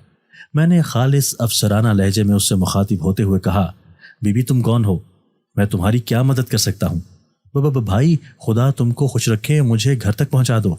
उसके मुंह से खुदा का नाम सुनकर मुझे अंदाज़ा हो गया कि औरत मुसलमान है। बीबी कौन हो तुम और यहाँ कैसे पहुँची? मैंने बगौर उसका जायज़ा लेते हुए पूछा। मेरा नाम मरियम है। मुझे चंद गुंडों ने मेरे शौहर से बदला लेने के लिए कि उसके चक्कर में मुझे अगवा किया है और यहाँ लेकर आए हैं और मेरी इज्जत लूटना चाहते हैं, मगर मैं भाग आई हूँ। उसका सांस फूल रहा था और चेहरे पर खौफ तारी था। कहाँ हैं वो लोग? मैंने गुस्से से पूछा। उस तरफ। उस औरत ने मैदानी सिलसिले की तरफ इशारा करते हुए बोली। चलो, मैंने कहा, ताकि मैं भी तो देखूं कौन बदमाश हैं जो तुम्हारे साथ ज्यादती करना चाहते हैं। लेकिन उस औरत ने मेरा हाथ पकड़ कर रोक लिया और मुझसे कहने लगी कि मुझे मेरे घर पहुंचा दो। भाई तुम्हारा एहसान मैं भूलूंगी नहीं। बीबी तुम्हारा घर कहाँ है? मैंने कहा, रोशन कॉलोनी। रोशन कॉलोनी तो बहुत दूर है और वो धामनगर में है। भाई प्लीज मेरी मदद करो। उसने मेरे आगे हाथ जोड़े हुए थे। औरत जिस अंदाज से मिन्नतें कर रही थी उस पर मुझे रहम आ गया। हालांकि मैं धामनगर पीछे छोड़ आया था, लेकिन इंसानी हमदर्दी मुझ पर गालिब आ गई और मैंने उसको गाड़ी में बिठा लिया और कार घुमा ली और कार का रुख धामनगर की जानिब कर दिया। कार चलाते चलाते मैंने देखा कि उस औरत ने अपने छोटे से परस से रुमाल निकाल कर अपना चेहरा साफ किया और मेरी जानिब देखकर कहने लगी, भाईजान आपका शुक्रिया, आपने मेरी मदद की, वरना आज मैं किसी को मुंह दिखाने के काबिल नहीं रहती। मैंने देखा कि वो बोलते बोलते उसकी आवाज़ भर आ गई थी और आंखों से आंसू टपक रहे थे। कोई बात नहीं बहन, इंसान ही इंसान के काम आता है। तुम्हारा शौहर क्या करता है? मेरी बात सुनकर औरत यकदम गड़बड़ा गई। यकदम उसके चेहरे पर बदहवासी जाहिर होने लगी थी और वो कुछ यूं सोचने लगी जैसे चंद लम्हे के बाद उसने जवाब दिया, मेरे शौहर एक बिल्डर हैं। उन्होंने कुछ अरसे पहले उन गुंडों को एक खून करते हुए देख लिया था और उन्होंने अदालत में गवाही देनी चाहिए। बदले में उन्होंने मुझे अगवा कर लिया। इतना कहकर वो सिसक पड़ी। उस औरत का बदहवास हो जाना और गड़बड़ा जाना और काफ़ी सोचकर जवाब देना मुझे शक में मुब्तला कर रहा था। हो सकता था कि औरत किसी बड़े गिरोह से ताल्लुक़ रखती हो जो कि अपने किसी ख़ास मकसद के तहत मुझे अपने साथ ले जा रही हो। बातें करते हुए हम दोनों धामनगर की हदूद में दाखिल हो गए। मैंने हाथ वाली घड़ी में वक्त देखा तो रात के 10 बजे का वक्त था। धामनगर में गहरे सन्नाटे का राज था। गो के बारिश रुक चुकी थी मगर मौसम में खुनकी अब भी बाकी थी। थोड़ी देर के बाद हम लोग रोशन नगर की हदूद में दाखिल हो गए। बीबी घर किधर है तुम्हारा? सामने वाली गली में, उस औरत ने इशारा करते हुए जवाब दिया। उसके कहने पर मैंने कार दूसरी गली में रोक ली और मैंने कार एक पुरानी सी कोठी के सामने रोक दी और कोठी जो कि जामन और कीकर के दरख्तों के बीच खड़ी हुई थी बहुत पुरस्रार महसूस हो रही थी। कार कोठी के अंदर दाखिल होकर एक बगैर दरवाजे वाले गैराज में दाखिल होकर रुक गई। भाई एक कप कॉफ़ी के बगैर मैं आपको जाने नहीं दूंगी, उसने लजाजत से कहा। ऑफर इतनी मोहब्बत से की गई थी कि मैं इनकार नहीं कर सका क्योंकि कॉफ़ी की तलब मुझे भी बेहद हो रही थी। आपके शौहर कहाँ हैं? मैंने उसके साथ कोठी के अंदर जाते हुए पूछा। मेरी बात सुनकर उसके चेहरे पर एक रंग सा आकर गुजर गया। लम्हाती तवक्कुफ के बाद वो बोली, मेरे शौहर इस वक्त काम पर गए हुए हैं। उसका यह अंदाज मुझे मजीद शक में मुब्तला कर गया था। मैं उसके साथ अंदर चला आया। मैंने सोच लिया था कि अगर उसने कोई भी ऐसी वैसी हरकत की तो मैं उसको गोली मार दूंगा। मैं उस औरत के साथ उसके ड्राइंग रूम में आकर बैठ गया। ड्राइंग रूम का माहौल कोठी के बाहर की निस्बत ज़्यादा गर्म और पुरसुकून था क्योंकि बाहर तो सर्दी थी। ड्राइंग रूम निहायत खूबसूरत था। اس سے صاحب خانہ کی مالی پوزیشن کا اندازہ ہوتا تھا۔ تھوڑی ہی دیر گزری تھی کہ وہ ایک چھوٹی ٹرالی سمیت کمرے میں داخل ہوئی۔ اس ٹرالی پر کافی کے ساتھ بسکٹ، سموسے اور دوسرے لوازمات بھی موجود تھے۔ اس نے اپنے ہاتھوں سے کافی بنائی اور مجھے دی۔ کافی کی پیالی سے نہایت ہی سوندھی سوندھی سی خوشبو اٹھ رہی تھی، جس سے اندازہ ہوتا تھا کہ کافی بہت شاندار ہوگی۔ کافی بے حد شاندار ہے، میں نے کافی کے کپ سے سپ لیتے ہوئے کہا۔ میں نے اپنے ہاتھوں سے بنائی ہے، مریم نے مسکرا کر جواب دیا۔ کافی پیتے ہوئے میں نے دیکھا کہ مریم مجھے بہت غور سے دیکھ رہی ہے۔ اس کے دیکھنے کا انداز بہت پر اسرار تھا، یوں لگتا تھا جیسے کہ وہ کسی بات کی منتظر ہو۔ اس کا یہ انداز مجھے شک میں مبتلا کر گیا تھا۔ چند لمحوں کے بعد اس عورت نے دوبارہ مجھے مخاطب کیا۔ بھائی جان، یہ سموسے بھی ٹیسٹ کریں؟ ہاں لیتا ہوں، میں نے کہا اور سموسے کی طرف ہاتھ بڑھایا تھا۔ میرا ہاتھ کانپ گیا، ایک شدید قسم کا چکر آیا۔ میں نے دیکھا کہ اس کے لبوں پر مسکراہٹ دوڑ گئی تھی۔ اس پراسرار عورت نے کافی میں کچھ ملا کر پلا دیا تھا۔ وہ پراسرار عورت میرے اوپر جھک آئی، میرے کان میں کہنے لگی، اب تمہیں چکر آنا شروع ہوں گے اور پھر تم بے ہوش ہو جاؤ گے۔ وہ پراسرار عورت کہکا لگا کر ہنسی۔ میں نے ہلنے کی کوشش کی لیکن میرے جسم نے ہلنے سے انکار کر دیا۔ میں نے کچھ بولنے کی کوشش کی لیکن یوں لگا کہ جیسے میرے ہونٹ بھاری ہو گئے ہوں۔ میرے پپوٹے آپس میں جڑنے لگے تھے، آنکھیں بند ہو رہی تھیں۔ بے ہوش ہونے سے پہلے میں نے نہایت حیرت انگیز منظر دیکھا۔ میری نیم ماں آنکھوں کے سامنے اس کے چہرے ایک سے دو ہونے لگے، پھر اس کا چہرہ بدلنے لگا۔ اب وہاں زرتاج کھڑی تھی اور اس کے ہونٹوں پر نہایت زہریلی مسکراہٹ ناچ رہی تھی۔ مجھے ہوش اس وقت آیا جب میں نے دیکھا کہ میں ایک اسٹریچر پر پڑا ہوں۔ میرے دونوں ہاتھ پاؤں اس قدر سختی سے اسٹریچر سے بندھے ہوئے ہیں کہ میں ان کو ہلا بھی نہیں سکتا تھا۔ چمڑے کی ایک بیلٹ میرے سینے پر بندھی تھی۔ میں پوری طرح سے ہوش و حواس میں واپس آ چکا تھا، بس میرا سر بھاری بھاری سا ہو رہا تھا۔ بے ہوشی کا واقعہ نہ جانے کتنا طویل تھا، یہ بھی مجھے علم نہ تھا۔ مجھے محسوس ہو رہا تھا کہ جہاں مجھے باندھ کر رکھا گیا وہاں کچھ اور لوگ بھی موجود ہیں۔ مجھے ان کی دھیمی سرگوشیوں میں باتیں کرنے کی آوازیں آ رہی تھیں۔ چھت پر ایک میلا سا بلب روشن تھا جس پر لگی میل کی وجہ سے نہایت ہی مدھم سی روشنی پھیلی ہوئی تھی۔ اچانک مجھے کسی کے قدموں کی آہٹ سنائی دی۔ میں نے گردن گھما کر دیکھا تو دو نقاب پوش عورتیں میرے دائیں اور بائیں آ کر کھڑی ہو گئیں۔ دونوں سرتاپا سیاہ رنگ کے لمبے چوغے میں ملبوس تھیں۔ حیرت انگیز بات یہ تھی کہ مجھے کسی بھی قسم کا ڈر محسوس نہیں ہو رہا تھا، بس بندھے ہونے کی وجہ سے تکلیف محسوس ہو رہی تھی۔ نہ جانے کیوں مجھے ایسا لگ رہا تھا کہ یہ مجھے کوئی نقصان نہیں پہنچا سکیں گی۔ اتنا تو میں سمجھ گیا تھا کہ یہ دونوں زرتاج کے قبیلے سے تعلق رکھتی ہیں۔ ان میں ایک عورت نے اپنے سر پر لگا نقاب اتار دیا۔ میں نے دیکھا وہ کوئی اور نہیں بلکہ زرتاج تھی، وہی زرتاج جس نے شیطان کے لیے اپنا سب کچھ داؤ پر لگا دیا تھا، وہی زرتاج جو کہ شیطان کی محبوبہ تھی۔ زرتاج میری جانب قہر آلود نظروں سے دیکھ رہی تھی۔ اس کے چہرے پر گہرے قسم کا میک اپ ہوا تھا۔ یہ تم ہو زرتاج؟ میں اس کی جانب دیکھ کر مسکرایا۔ آج تو بہت خوبصورت لگ رہی ہو۔ میرے ہونٹوں پر مسکراہٹ دیکھ کر زرتاج اور تلملا گئی اور غصے سے کہنے لگی، تم نے مالا نہیں دی تو بے موت مارے جاؤ گے۔ جانے من موت کی کس کو پرواہ ہے؟ تمہاری باہوں میں آنے والی موت بھی اعزاز ہے میرے لیے۔ میں نے استہزائیہ لہجے میں جواب دیا، زیادہ خوش ہونے کی ضرورت نہیں ہے، موت تم سے چند قدموں کے فاصلے پر موجود ہے۔ اس نے تل ملا کر جواب دیا، زندگی اور موت اللہ کے اختیار میں ہے، اس کی مرضی کے بغیر میں مر بھی نہیں سکتا۔ میں نے سنجیدگی سے کہا۔ میری بات کے جواب میں اس کی آنکھوں میں شرارے برسنے لگے تھے۔ سیدھی طرح بتا دو مالا کہاں ہے؟ مالا میرے پاس ہے، اگر تم لے سکتی ہو تو لے لو۔ در حقیقت مالا میرے اس سوٹ کیس میں موجود تھی جو کہ میری گاڑی کی ڈکی میں موجود تھا۔ میری بات سن کر اس نے اپنی ساتھی عورت کی جانب کچھ اشارہ کیا تھا۔ اس کی ساتھی نقاب پوش عورت اس کے اشارے کو سمجھ کر آہستہ سے میری جانب بڑھی۔ اس نے زیر لب کچھ پڑھنا شروع کر دیا۔ اس کی آواز پہلے آہستہ سی اور پھر بلند ہو گئی۔ میں نے دیکھا کہ سامنے والی دیوار کسی سینما کی اسکرین کی طرح روشن ہو گئی۔ دیوار کے اس پار کا منظر صاف نظر آ رہا تھا۔ میری طرح کے کمرے میں ایک دوسرے اسٹریچر پر ایک لڑکی بندھی ہوئی ہے۔ لڑکی کی حالت بے حد خراب اور شکستہ ہو رہی ہے۔ لڑکی کے چہرے پر بے حد خوف طاری تھا، آنکھیں باہر نکل آنے کی حد تک پھٹی ہوئی تھیں۔ اچانک میری نظر لڑکی کے اسٹریچر کے بائیں جانب والی دیوار پر پڑی۔ سیاہ رنگ کی دیوار آہستہ آہستہ شک ہو رہی تھی۔ جیسے ہی دیوار شک ہوئی، اس میں سے 4 لوگ سیاہ رنگ کے لبادوں میں ملبوس اندر داخل ہوئے۔ چاروں سرتا پیر سیاہ رنگ کے لبادے میں تھے۔ ان چاروں میں سے ایک نے سیاہ دستے والی تلوار پکڑ رکھی تھی، جبکہ باقی تینوں کے ہاتھوں میں سیاہ مومی شمعیں تھیں۔ تینوں سیاہ پوش گول دائرے کی صورت میں اس لڑکی کے گرد کھڑے ہو گئے۔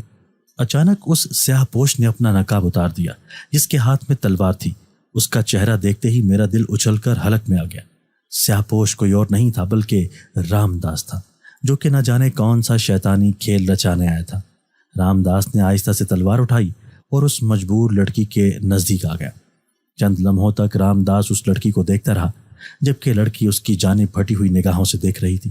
اس کی آنکھوں میں خوف اور چہرے پر مردنی تاری تھی۔ لڑکی سمجھ چکی تھی کہ یہ درندے میرے ساتھ کیا کرنے والے ہیں۔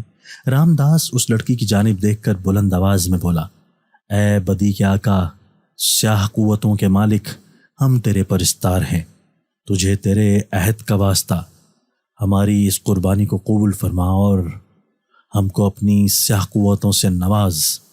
گویا رام داس شیطان کی تعریف کر رہا تھا، لیکن رام داس یہ بھول چکا تھا کہ دنیا کی ساری تعریفیں صرف اور صرف اللہ کے لیے ہیں۔ دیکھتے ہی دیکھتے رام داس نے اس تلوار کو پوری قوت سے اس مجبور لڑکی کے سینے میں اتار دیا۔ لڑکی کی دل خراش چیخ ابھری۔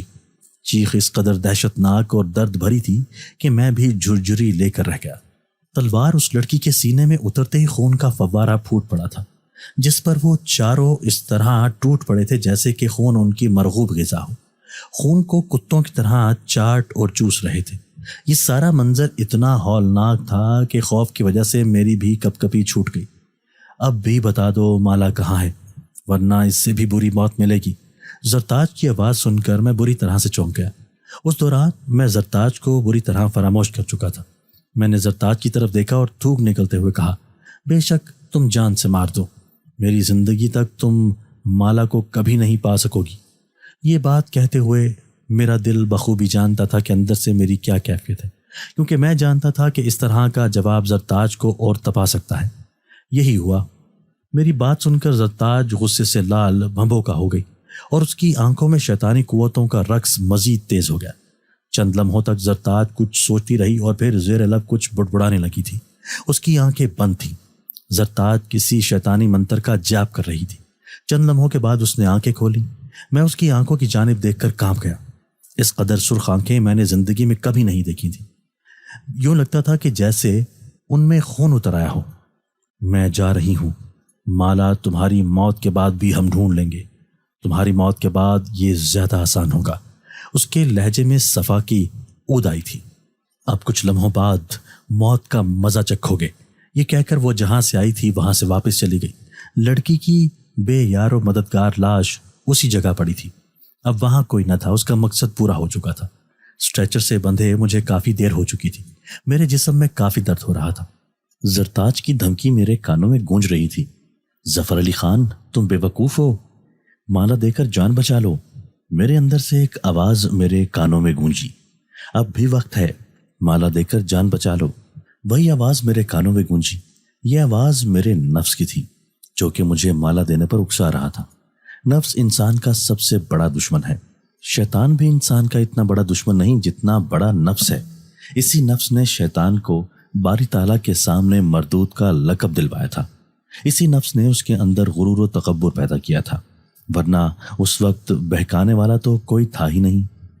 نہیں ظفر علی خان، مالا مت دینا، وگرنہ اپنے ایمان کے سامنے رسوا ہو جاؤ گے، اللہ کے دربار میں گناہ گار کہلواؤ گے۔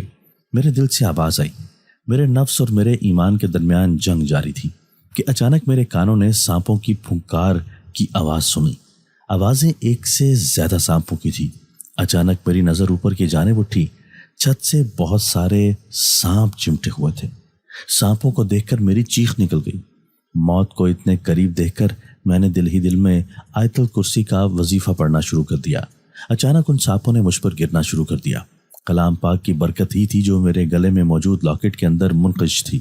سانپ جیسے ہی لاکٹ سے ٹکراتے ان کے جسموں کو آگ لگ جاتی۔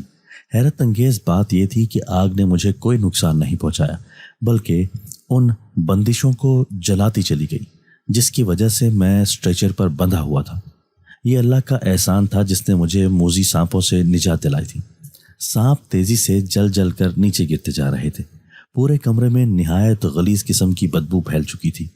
آگ نے میری ساری بندشوں کو جلا دیا تھا۔ آگ کا زور بڑھتا ہی جا رہا تھا۔ میں فوراً ہی اسٹریچر سے اٹھ کر کھڑا ہو گیا اور باہر کی جانب بھاگا۔ میرا رخ گیراج کی جانب تھا جہاں سے میں اپنی گاڑی کو باہر نکال سکتا تھا۔ جلدی میں نے گیراج بھی ڈھونڈ لیا اور جیسے ہی میں کوٹھی سے باہر نکلا میں نے دیکھا کہ آگ نے پوری کوٹھی کو اپنی لپیٹ میں لے لیا ہوا ہے۔ میں نے وہاں رکنے کی زحمت بھی گوارا نہ کی اور فوراً اپنی کار سٹارٹ کر کے اپنی سرکاری کوٹھی کی جانب روانہ ہو گیا۔ اب اپنے گھر جانا فضول ہی تھا۔ رات کے 11 بج چکے تھے، ہلکی ہلکی بوندیں گرنا شروع ہو چکی تھی۔ دوسرے دن کے اخبارات روشن کالونی کی ایک کوٹھی میں شارٹ سرکٹ کی کہانی سنا رہے تھے۔ جب میں پولیس پارٹی کے ساتھ وہاں پہنچا تو مجھے وہاں کسی لڑکی کی سوختہ لاش نہیں ملی۔ کوٹھی بہت سالوں سے خالی تھی۔ پھر وہاں شارٹ سرکٹ کیسے ہوا؟ یہ بات تو پولیس بھی سمجھنے سے قاصر تھی اور میڈیا بھی۔ بہرحال اصل بات تو میں ہی جانتا تھا، لیکن میں سچ بولتا تو لوگ مجھے پاگل سمجھتے۔ دوسرے دن شام میں اپنے گھر بذریعہ ٹرین روانہ ہو گیا۔ شہزاد پور کے اسٹیشن پر اترتے ہی میری جان میں جان آئی۔ گھر پہنچتے ہی 2 دن کے بعد ہی شادی کا زور شروع ہو چکا تھا۔ گھر میں داخل ہوتے ہی پہلی فرصت میں ماں نے مالا کو اپنے الماری میں رکھ دیا تھا، لیکن مجھ سے یہ غلطی ہوئی، مالا کو الماری میں رکھنے کے بعد اس جگہ پر پڑھ کر پھونکنا بھول گیا تھا۔ میں نے سوچ لیا تھا کہ شادی سے فارغ ہونے کے بعد مالا کو لے کر بزرگ کے دربار میں حاضری دوں گا اور پھر اس پریشانی سے ہمیشہ کے لیے چھٹکارا پا لوں گا۔ مجھے اس بات کا بھی ڈر خوف تھا کہ میں ان کے شکنجے سے نکل بھاگوں گا۔ وہ کچھ نہ کچھ ضرور کریں گے، لیکن اللہ کا شکر ہے کہ ایسا کچھ نہ ہوا، حتیٰ کہ شادی کا دن آ گیا۔ گھر میں خوشیوں کے شادیانے بجنے لگے تھے۔ مہندی، مائیوں، ہر تقریبات میرے کہنے پر منسوخ کر دی گئی تھی اور نکاح سادگی سے مسجد میں ہوا اور رخصتی نواب صاحب کی حویلی سے انجام پذیر ہوئی۔ رخصتی سے قبل مجھے اندرونی خانہ رسموں کے لیے حویلی میں لے جایا گیا، جہاں جوتا چھپائی، دودھ پلائی وغیرہ کی کچھ رسمیں کی گئیں۔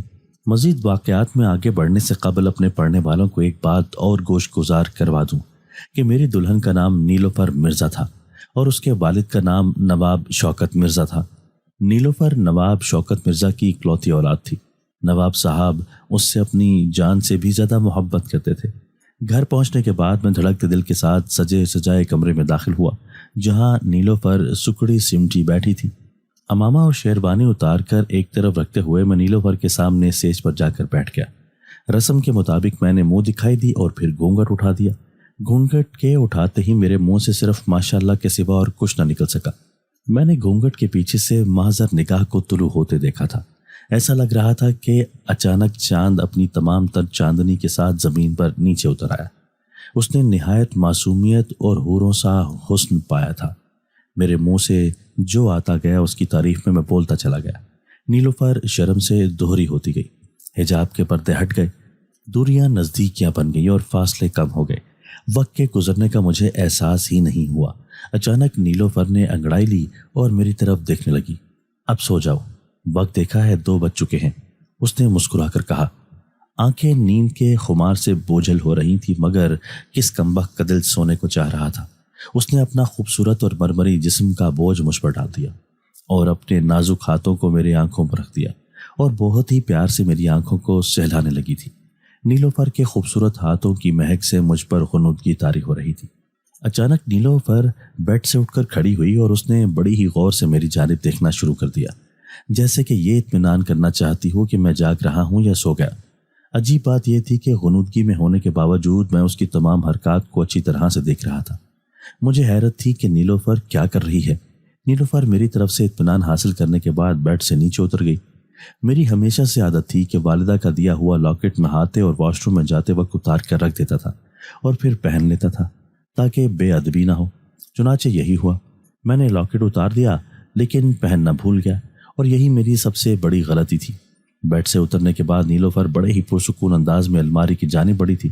مجھے شدید قسم کی حیرت ہوئی کہ نیلوفر الماری میں کیا کر رہی ہے، لیکن جلد ہی یہ حیرت خوف میں بدل گئی۔ نیلوفر نے الماری سے سیاہ دانوں والی مالا نکال لی اور بڑے ہی پیار سے اس کی جانب دیکھنے لگی۔ پھر اس نے مالا اٹھا کر اپنے گلے میں ڈال لی اور نہایت سکون سے چلتی ہوئی میری جانب آئی اور کہنے لگی، ظفر علی خان، تمہاری بیوی کے جسم میں جانا بے حد آسان ثابت ہوا اور تم مجھے پہچان بھی نہ سکے۔ اب میں تمہاری بیوی کو لیے جا رہی ہوں اپنی مالا کے ساتھ۔ جاتے جاتے اتنا ضرور ہے، تم ایک بھرپور مرد ثابت ہوئے۔ وہ ہنس کر بولی، تمہاری بیوی کے ساتھ میں وہی کروں گی جو میں نے رام داس کے ساتھ کیا۔ اس کی روح بھی میرے آقا کی غلام ہے اور نیلوفر کی روح بھی میرے آقا کی غلام بنے گی۔ اس طرح میرا بدلہ پورا ہوگا۔ نواب شوکت کے خاندان سے زرتاج کا لہجہ سرد تھا۔ اس نے میری نیلوفر کے جسم پر اپنا تسلط جما رکھا تھا۔ میں زرتاج کو حیرت سے دیکھ رہا تھا۔ اچانک نیلوفر نے سیاہ دھوئیں کا روپ اختیار کر لیا اور کھڑکی کے راستے غائب ہو گئی۔ یہ سب میرے لیے اس قدر ہولناک تھا کہ میں سمجھ ہی نہ سکا کہ کیا ہوا۔ جب ہوش و حواس بجا ہوئے تو یہ حقیقت مجھ پر آشکار ہوئی کہ زرتاج نے نیلوفر کے روپ میں اس مالا پر بھی قبضہ کر لیا تھا اور نیلوفر کو بھی لے گئی تھی۔ مگر زرتاج کو نیلوفر سے کس بات کی دشمنی تھی؟ زرتاج چاہتی تھی مجھے بھی مار سکتی تھی، مگر اس نے ایسا نہیں کیا۔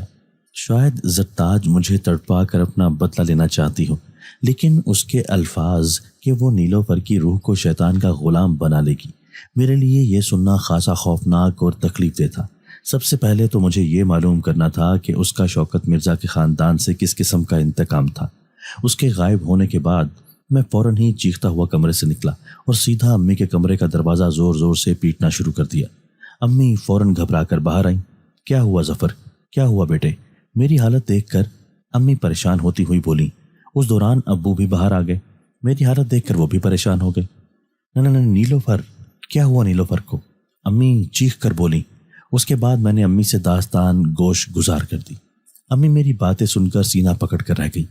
اسی پریشانی میں رات گزر گئی۔ دوسرے دن نیلوفر کے والد کو بلوا لیا گیا تھا اور ہم نے ان سے خاص طور پر درخواست کی تھی کہ اکیلے ہی آنا۔ میری والدہ کے لہجے کی سنگینی کو محسوس کر کے نواب صاحب سمجھ گئے کہ کچھ گڑبڑ ہے۔ چنانچہ نواب صاحب اکیلے ہی آئے تھے اور میں نے نواب صاحب کو ساری بات بتائی۔ زرتاج کا ذکر آنے پر نواب صاحب کو میں نے چونکتے ہوئے دیکھا۔ یہ چیز میرے لیے شک پیدا کرنے والی تھی، اس لیے میں نے جب ان سے دریافت کیا، پہل نواب صاحب نے بتانے میں ہچکچاہٹ کا مظاہرہ کیا۔ انکل آپ سچ بولیں گے تو ہم نیلوفر کی جان بچا سکتے ہیں، میں نے سنجیدگی سے کہا۔ میری بات سن کر نواب صاحب کے ہونٹوں پر پھیکی سی مسکراہٹ ابھری اور بولے، اگر میری بچی کو زندگی کا سوال نہ ہوتا تو میں سچ کبھی نہ بولتا۔ ویسے بھی کوئی خوشگوار داستان نہیں ہے۔ نواب صاحب گہری سانس لے کر بولے۔ کچھ دیر تک نواب شوکت خاموش رہے۔ اس دوران میں ان کے چہرے کے بدلتے تاثرات کا جائزہ لے رہا تھا۔ یوں لگ رہا تھا جیسے اپنی بات شروع کرنے کے لیے نواب صاحب مناسب الفاظ ڈھونڈ رہے ہوں۔ پھر نواب صاحب نے بولنا شروع کر دیا۔ جو کہانی نواب صاحب نے سنائی وہ بے حد سنسنی خیز اور عبرتناک تھی۔ میں سوچ بھی نہیں سکتا تھا کوئی انسان دنیاوی نفع کے لیے اپنے ایمان کا سودا کیسے کر سکتا ہے۔ نواب صاحب کے منہ سے کہانی سن کر مجھے زرتاج سے اور بھی زیادہ نفرت محسوس ہونے لگی۔ نواب صاحب نے جو کچھ کہا وہ کچھ یوں تھا۔ آج سے 300 سال پہلے سروپ نگر پر میرے جد امجد نواب سولت مرزا کی حکمرانی تھی۔ نواب سولت بہت نفیس اور انسان دوست شخص تھے۔ اس کے در سے کوئی بھی شخص خالی ہاتھ نہیں جاتا تھا۔ سوالی کے سوال کو پورا کرنے میں کبھی انکار نہیں کرتے تھے۔ نواب صاحب کے 2 بیٹے اور ایک بیٹی تھی جس کا نام زرتاج تھا۔ زرتاج بہت زیادہ خوبصورت تھی۔ اتنی زیادہ خوبصورتی نے زرتاج میں خودسری پیدا کر دی تھی۔ یہ ان دنوں کی بات ہے جب ہمارے خاندان کو ریاست سروپ نگر ملے ایک پشت گزر چکی تھی۔ دہلی کی مغلیہ سلطنت انان فروغ سیر کے ہاتھوں میں تھی۔ ملک کے بیشتر حصوں میں بغاوت کے آثار نمایاں تھے۔ خاص طور پر سکھ اور ہندو بہت زیادہ پریشان کر رہے تھے۔ نواب صاحب اندرونی سازشیں کچلنے میں زیادہ تر مصروف رہا کرتے تھے، اس لیے زرتاج کی تعلیم و تربیت پر توجہ نہیں دے سکتے تھے۔ نتیجہ یہ ہوا کہ نواب زادی راہ سے بھٹک گئی۔ آبارگی اور نفس پرستی اس کے اندر پروان چڑھنے لگی۔ ریاست کا کوئی نوجوان ایسا نہ تھا جس کو زرتاج کا قرب حاصل نہ رہا ہو۔ اس نے پوری ریاست میں اپنے مخبر چھوڑ رکھے تھے۔ وہ مخبر تبانا اور تندرست جوانوں کی خبر لا کر دیتے جس سے نواب زادی اپنے نفس کی پیاس بجھاتی۔ کوئی رات ایسی نہ گزرتی جب اس کی خوابگاہ سے نوجوان برآمد نہ ہو۔ جب اس بات کی خبر نواب صاحب کو ہوئی تو غصہ سے لال بھبوکا ہو گئے۔ اگر نواب صاحب ریاست میں ہوتے تو اس بدذات کی گردن اڑا دیتے۔ جب غصہ ٹھنڈا ہوا تو انہوں نے بہتر سمجھا کہ اس کی شادی کروا دی جائے۔ بات ابھی حویلی سے باہر نہیں پھیلی تھی۔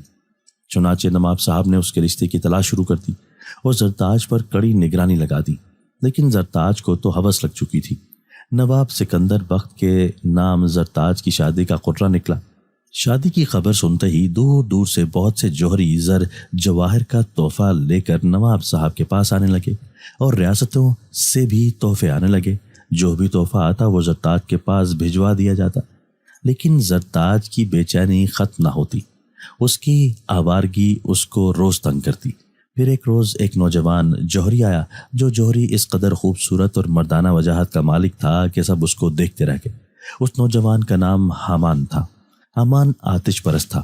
حامان کو دیکھتے ہی نہ جانے ریاست کے سارے جانور بدک جاتے۔ حامان نے شادی کے تحفے کی صورت میں دوسرے ہیرے جواہرات کے ساتھ ایک سیاہ موتیوں کا ہار بھی تحفے کی صورت میں دیا تھا۔ جب یہ ہار نواب زادی زرتاج کے پاس پہنچا تو نواب زادی نے ہار پکڑنا ہی تھا کہ اس کے اندر کی ساری بے چینی اور اضطراب ختم ہو گیا۔ نواب زادی کو تجسس پیدا ہوا کہ کون سا جوہری ہے کہ جو یہ مالا لایا ہے۔ اس نے حامان کو بلایا اور اس حامان کو دیکھتے ہی اس پر مر مٹی تھی۔ وہ نہیں جانتی تھی کہ حامان کون ہے۔ حامان کی محبت میں زرتاج دیوانگی کی حد تک پاگل ہو چکی تھی۔ سکندر بخت بڑا ہی خوبصورت اور تندرست نوجوان تھا، لیکن حامان میں نہ جانے کیا بات تھی کہ زرتاج اس کو دیکھ کر دیوانی سی ہو گئی۔ روز چھپ کر حامان اور زرتاج کی ملاقاتیں ہوتی رہیں۔ حامان جس طرح آتا اسی طرح واپس چلا جاتا تھا۔ کوئی نہیں جانتا تھا کہ حامان کون ہے۔ سکندر بخت سے زرتاج کی شادی بخیر و عافیت طے پائی تھی۔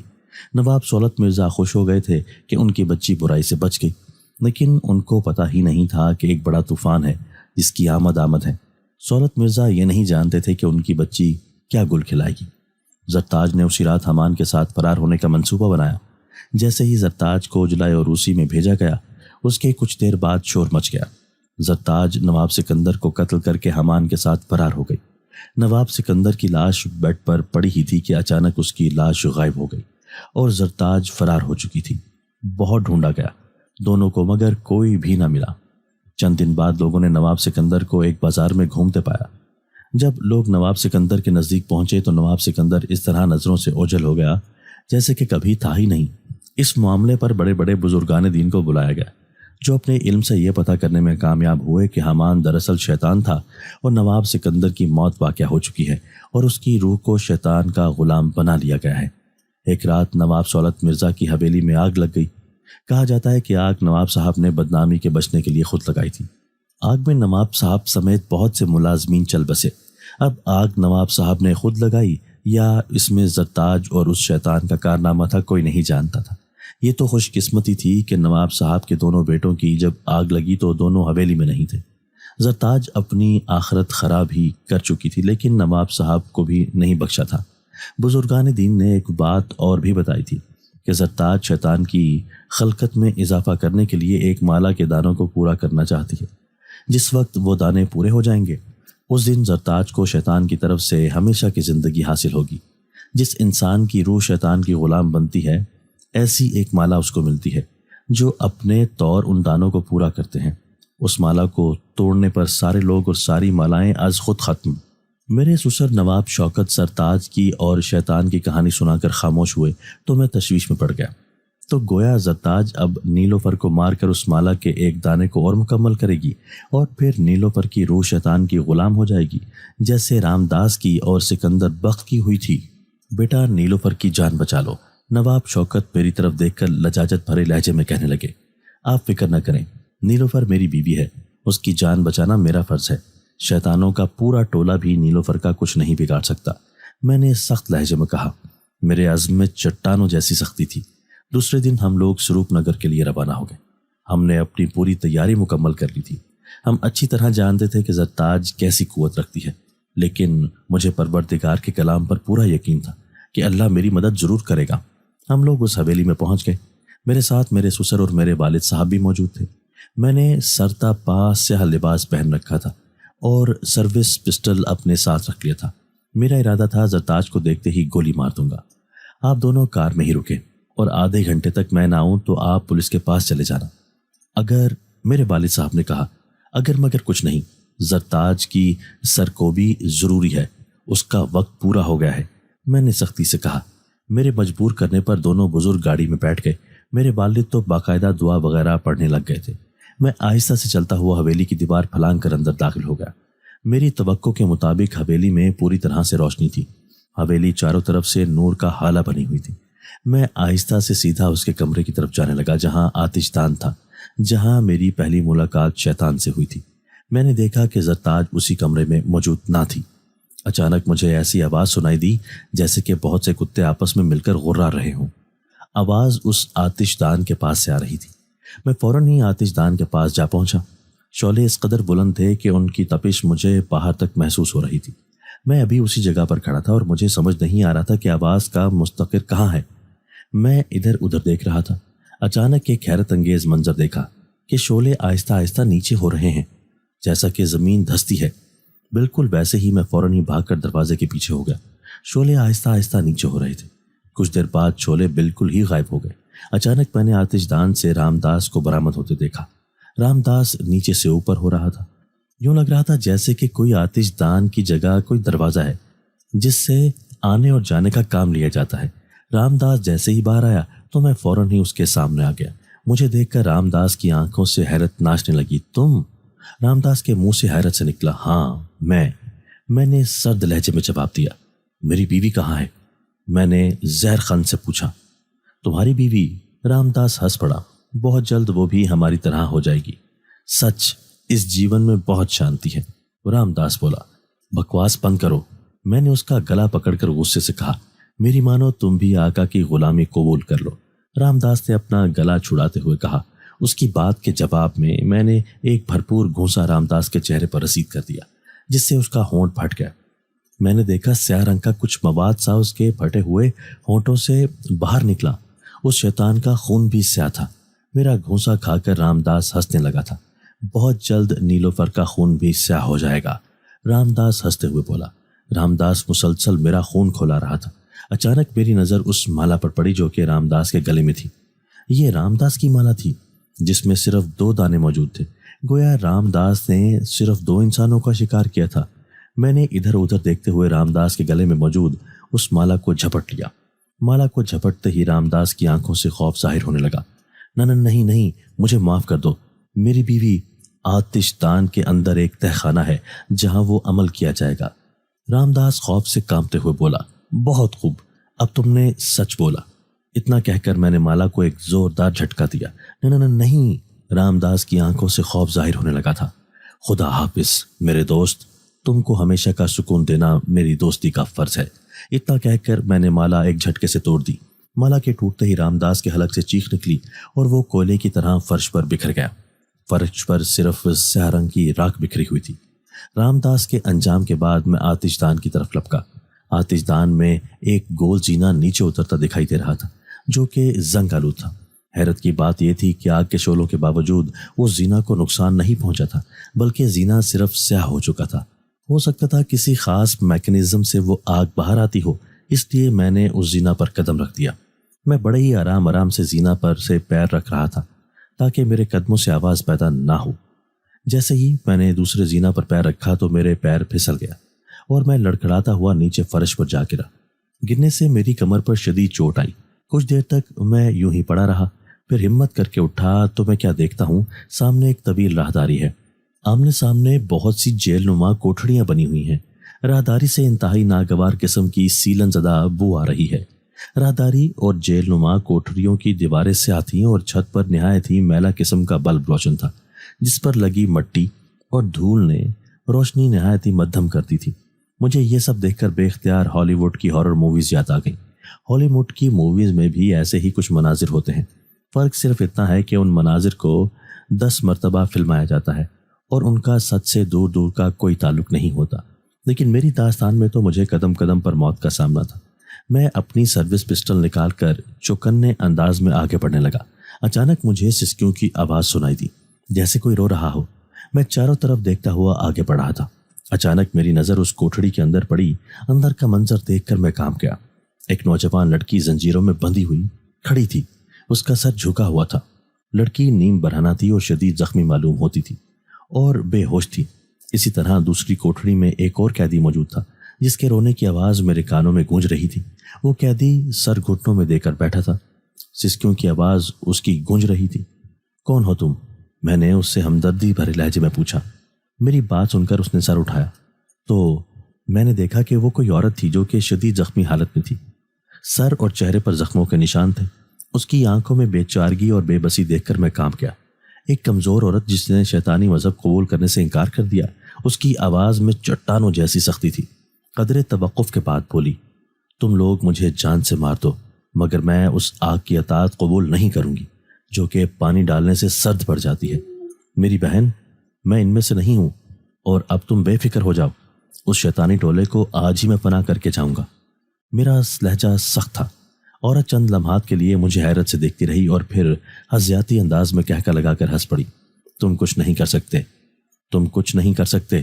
اس کو اسی حالت میں چھوڑ کر میں آگے بڑھا۔ کوٹڑیوں میں اور قیدی بھی موجود تھے۔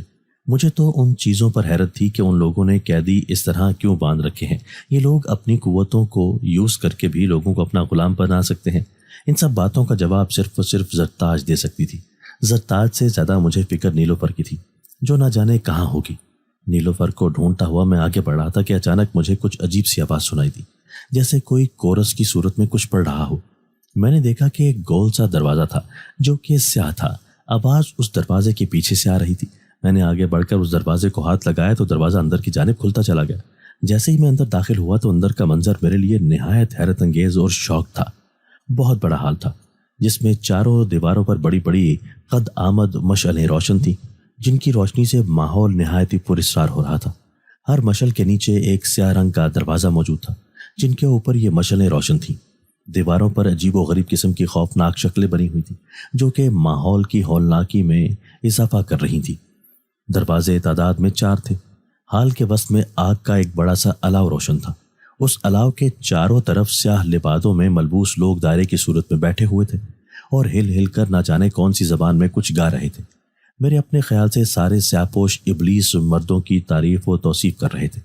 اس آگ کے بالکل سامنے میں نے اپنی دشمن جاں کو دیکھا، زرتاج۔ وہی زرتاج جس نے مالا کے حصول میں میری جان لینے کی کوشش کی۔ مالا اس کے گلے میں تھی۔ زرتاج کی نظر ابھی تک مجھ پر نہیں پڑی تھی۔ میری نگاہیں نیلوفر کو ڈھونڈ رہی تھیں لیکن نیلوفر کہیں نہ تھی۔ زرتاج نے سیاہ رنگ کا چست قسم کا لباس پہن رکھا تھا جس سے اس کے مکروہ جسم کی رعنائیاں پھوٹ رہی تھیں۔ زرتاج نے اپنے چہرے پر بہت ہی گہرا قسم کا میک اپ کیا ہوا تھا۔ پراسرار مالا جس کی وجہ سے زرتاج نیلوفر کو اپنے ساتھ اس کے گلے میں پڑی تھی۔ اچانک ایک دروازہ کھلا اور میں نے نیلوفر کو اس دروازے سے باہر آتے دیکھا۔ نیلوفر جس حالت میں تھی اس کو دیکھ کر میرا خون کھول اٹھا تھا۔ نیلوفر نیم برہنہ حالت میں تھی۔ نیلوفر اس طرح قدم اٹھا رہی تھی کہ جیسے کہ نشے کی حالت میں ہو۔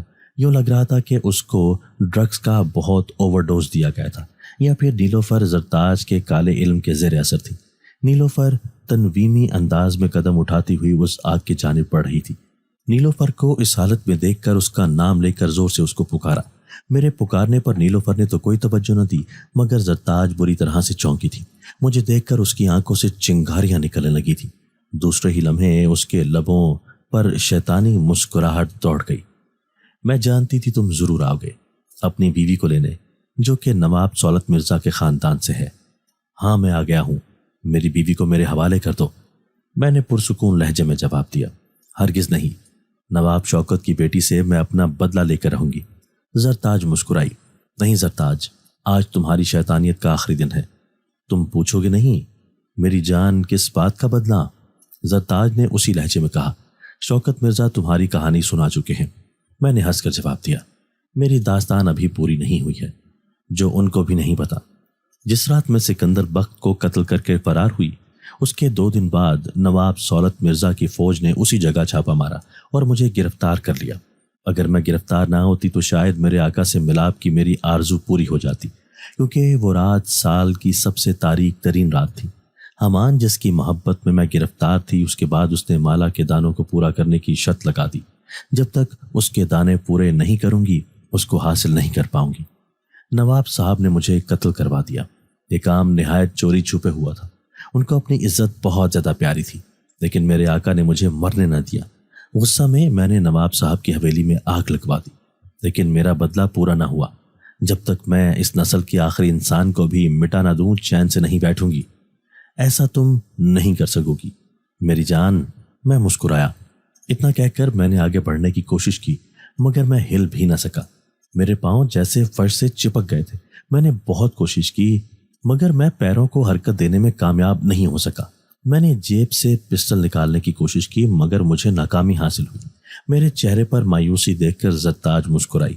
میری اجازت کے بغیر تم یہاں سے ہل بھی نہیں سکو گے۔ اب تم دیکھو کہ یہ مقدس آگ تمہاری بیوی کے جسم کو کیسے چاٹ لیتی ہے۔ آگے بڑھو۔ نیلوفر مقدس آگ میں کود کر اپنی روح کو آقا کی غلامی میں دے دو۔ زرتاج نے یہ جملہ 3 دفعہ ریپیٹ کیا تھا۔ جیسے ہی نیلوفر آگے بڑھی، زرتاج کی آنکھوں میں شیطانی قوتوں کا رقص تیز ہو گیا اور لبوں پر فاتحانہ مسکراہٹ دوڑ گئی۔ سارے سیاہ لبادے والوں کی آوازیں اور مزید تیز ہو گئی۔ نیلوفر آگ کی جانب بڑھتی ہی جا رہی تھی، بالکل اسی طرح جیسے کہ نیلوفر کسی قوت کے زیر اثر ہو۔ آرام آرام سے چلتی، تنویمی انداز میں آگے بڑھتی جا رہی تھی۔ میں نے اپنے جسم کو نظر نہ آنے والی بندش اس سے آزاد کرنے کی کوشش کی لیکن نہ کر سکا۔ میرے گلے میں لاکٹ بھی نہیں تھا جو کہ میری والدہ نے مجھے دیا تھا۔ جلدی اور غصے میں اس لاکٹ کو پھر گھر بھول آیا تھا۔ نیلوفر آگے بڑھ رہی تھی اور میرے خوف اور وحشت میں اضافہ ہوتا جا رہا تھا۔ اچانک میری آنکھوں سے آنسو رواں ہو گئے۔ میں نے دل میں اس ذات کریم کو پکارا جو ہجوم میں اور تنہا بھی انسان کے ساتھ ہوتی ہے۔ میری مدد کرو میرے اللہ، تو بہت غفور الرحیم ہے۔ اس ملعون کے سامنے مجھے رسوا مت کر۔ میرے رب، اپنے حبیب پاک صلی اللہ علیہ وآلہ وسلم کے وسیلے سے میری دعا سن لے۔ میرے اللہ میری بیوی کی جان بچا لے۔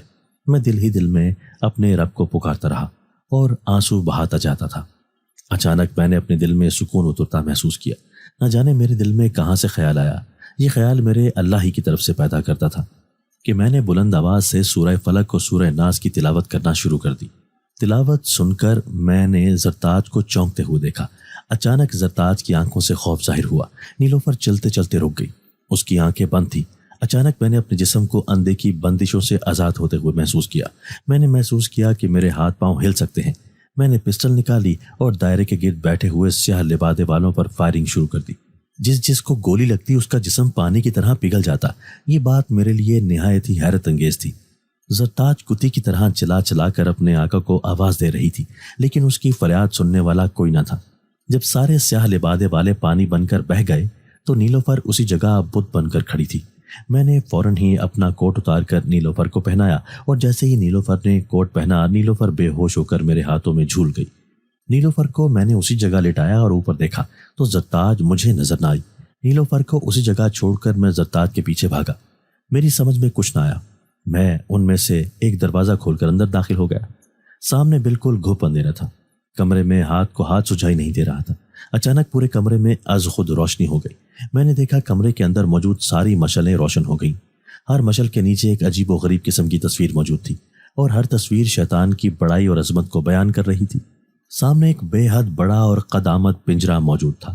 پنجرے کے اندر میں نے جو کچھ دیکھا وہ منظر بے حد خوفناک اور کریہ تھا۔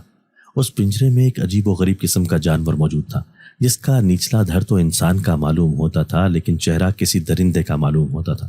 نہایت ہی خوفناک پنجرے کا دروازہ کھولا تھا اور زرتاج نے اپنا دایاں ہاتھ اس پنجرے کے اندر کیا ہوا تھا۔ وہ جانور زرتاج کا پیر چاٹ رہا تھا، بالکل کسی پالتو کتے کی طرح، اور زرتاج کے چہرے پر ناگواری کے تاثرات نمایاں تھے۔ پھر حیرت سے میں کنگ یہ منظر دیکھ رہا تھا۔ مڈونگا، تیری خواہش میں نے پوری کر دی ہے، اس نوجوان کو مار دے۔ زرتاج اس درندے کو دیکھ کر چلائی۔ پھر اپنے پیر چاٹنے دے گی نا؟ درندے کے منہ سے سیٹی سے مشابہ آواز نکلی۔ اس کی آواز میں شوخی تھی۔ ہاں، کتے کی اولاد، زرتاج بدستور ناگواری سے بولی۔ ایک بات کہوں؟ بڈونگا کی سیٹی سے مشابہ آواز نکلی۔ بول، زرتاج غرائی۔ تو جانتی ہے نا کہ مڈونگا ستارہ شناس ہے، نجوم کی باتیں جانتا ہے۔ میرا علم کہتا ہے کہ آج تو ختم۔ 200 سال سے تجھ کو مستقل خبریں سناتا رہا ہوں جو کبھی غلط نہیں ہوئی۔ کتے کے بچے چپ ہو جا اس کو مار۔ اچھا۔ جب تک میں صدمے کی کیفیت سے باہر آتا، مڈونگا پنجرے سے باہر آ چکا تھا۔ مڈونگا نے فوراً ہی میرا گریبان پکڑ لیا، مجھے زوردار دھکا دیا اور دھکے کا اثر تھا کہ میں اڑتا ہوا دروازے سے باہر جا گرا۔ گرنے سے میرے سر پر شدید چوٹ آئی تھی۔ نیلوفر ابھی تک بے ہوش تھی۔ اچانک میں نے مڈونگا کو باہر آتے ہوئے دیکھا۔ اس کے پیچھے پیچھے زرتاج بھی تھی۔ مڈونگا نے پھر مجھے اچھال دیا۔ اب کی بار کی چوٹ زیادہ شدید تھی جو کہ کمر میں آئی تھی۔ میں درد سے کراہتے ہوئے پستول نکال لی اور مڈونگا پر فائر کر دی، لیکن اس پر تو کوئی گولی کا اثر ہی نہ تھا۔ اس کا سینہ جیسے بلٹ پروف تھا۔ मडूंगा फिर मेरे नजदीक आया और उसने मुझे गिरबान से पकड़ा, हवा में ऊपर उठा लिया। मडूंगा के सख्त हाथ मेरी गर्दन को दबाए जा रहे थे। अचानक मैंने पिस्टल की नाल मडूंगा की आंख में दे मारी। नाल आंख में अंदर घुसती चली गई। खून का फवारा था जो कि आंख से निकला था। मडूंगा की चीख बहुत दहशतनाक थी। यूं लगा कि बहुत से दरिंदे एक साथ मिलकर हुर्रा रहे हों। मडूंगा ने फौरन ही मुझे छोड़ दिया और डकारता हुआ पीछे हटता चला गया। उसके दोनों हाथ अपनी आंखों पर थे। मुझे यकीन हो गया था कि उसकी जान उसकी आंखों में है। चुनाचे मैंने पै दर पै उसकी आंखों पर गोलियां चलाई तो खातिर खा असर हुआ। मडूंगा फर्श पर ढेर हो चुका था। मैंने जरताज को भागने नहीं दिया और फौरन ही उसके गले पर हाथ डाला और माला झपट्टी। जरताज की आंखों से खौफ जाहिर होने लगा था। मुझे माफ कर दो, जरताज मिनमिनाई। हरगिज़ नहीं, शैतान की महबूबा। और मैंने उस माला को झटके से तोड़ दिया। जरताज की आखिरी चीख बड़ी ही दर्दनाक थी। माला के टूटते ही जरताज कोयला बनकर फर्श पर बिखर गई। उसके बाद की दास्तान बहुत मुख्तसर है। मैंने नीलोफर को संभाला और उन तमाम कैदियों को आज़ाद किया तो वो सब हवेली से बाहर आ गए। काफ़ी साल गुजर चुके हैं। अब हवेली इबरत का मंजर बनी हुई है। कभी कभी मुझे ये वाक़यात याद आते हैं तो मैं अपने बदन की लर्जिशों पर काबू नहीं रख पाता। दोस्तों, अगर आपको आज की हमारी ये वीडियो पसंद आई है तो इसे लाइक कीजिए और इसे अपने प्यारों के साथ शेयर ज़रूर कीजिएगा।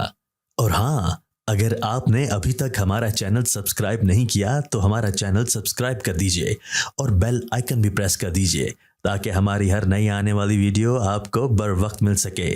अल्लाह हाफिज़।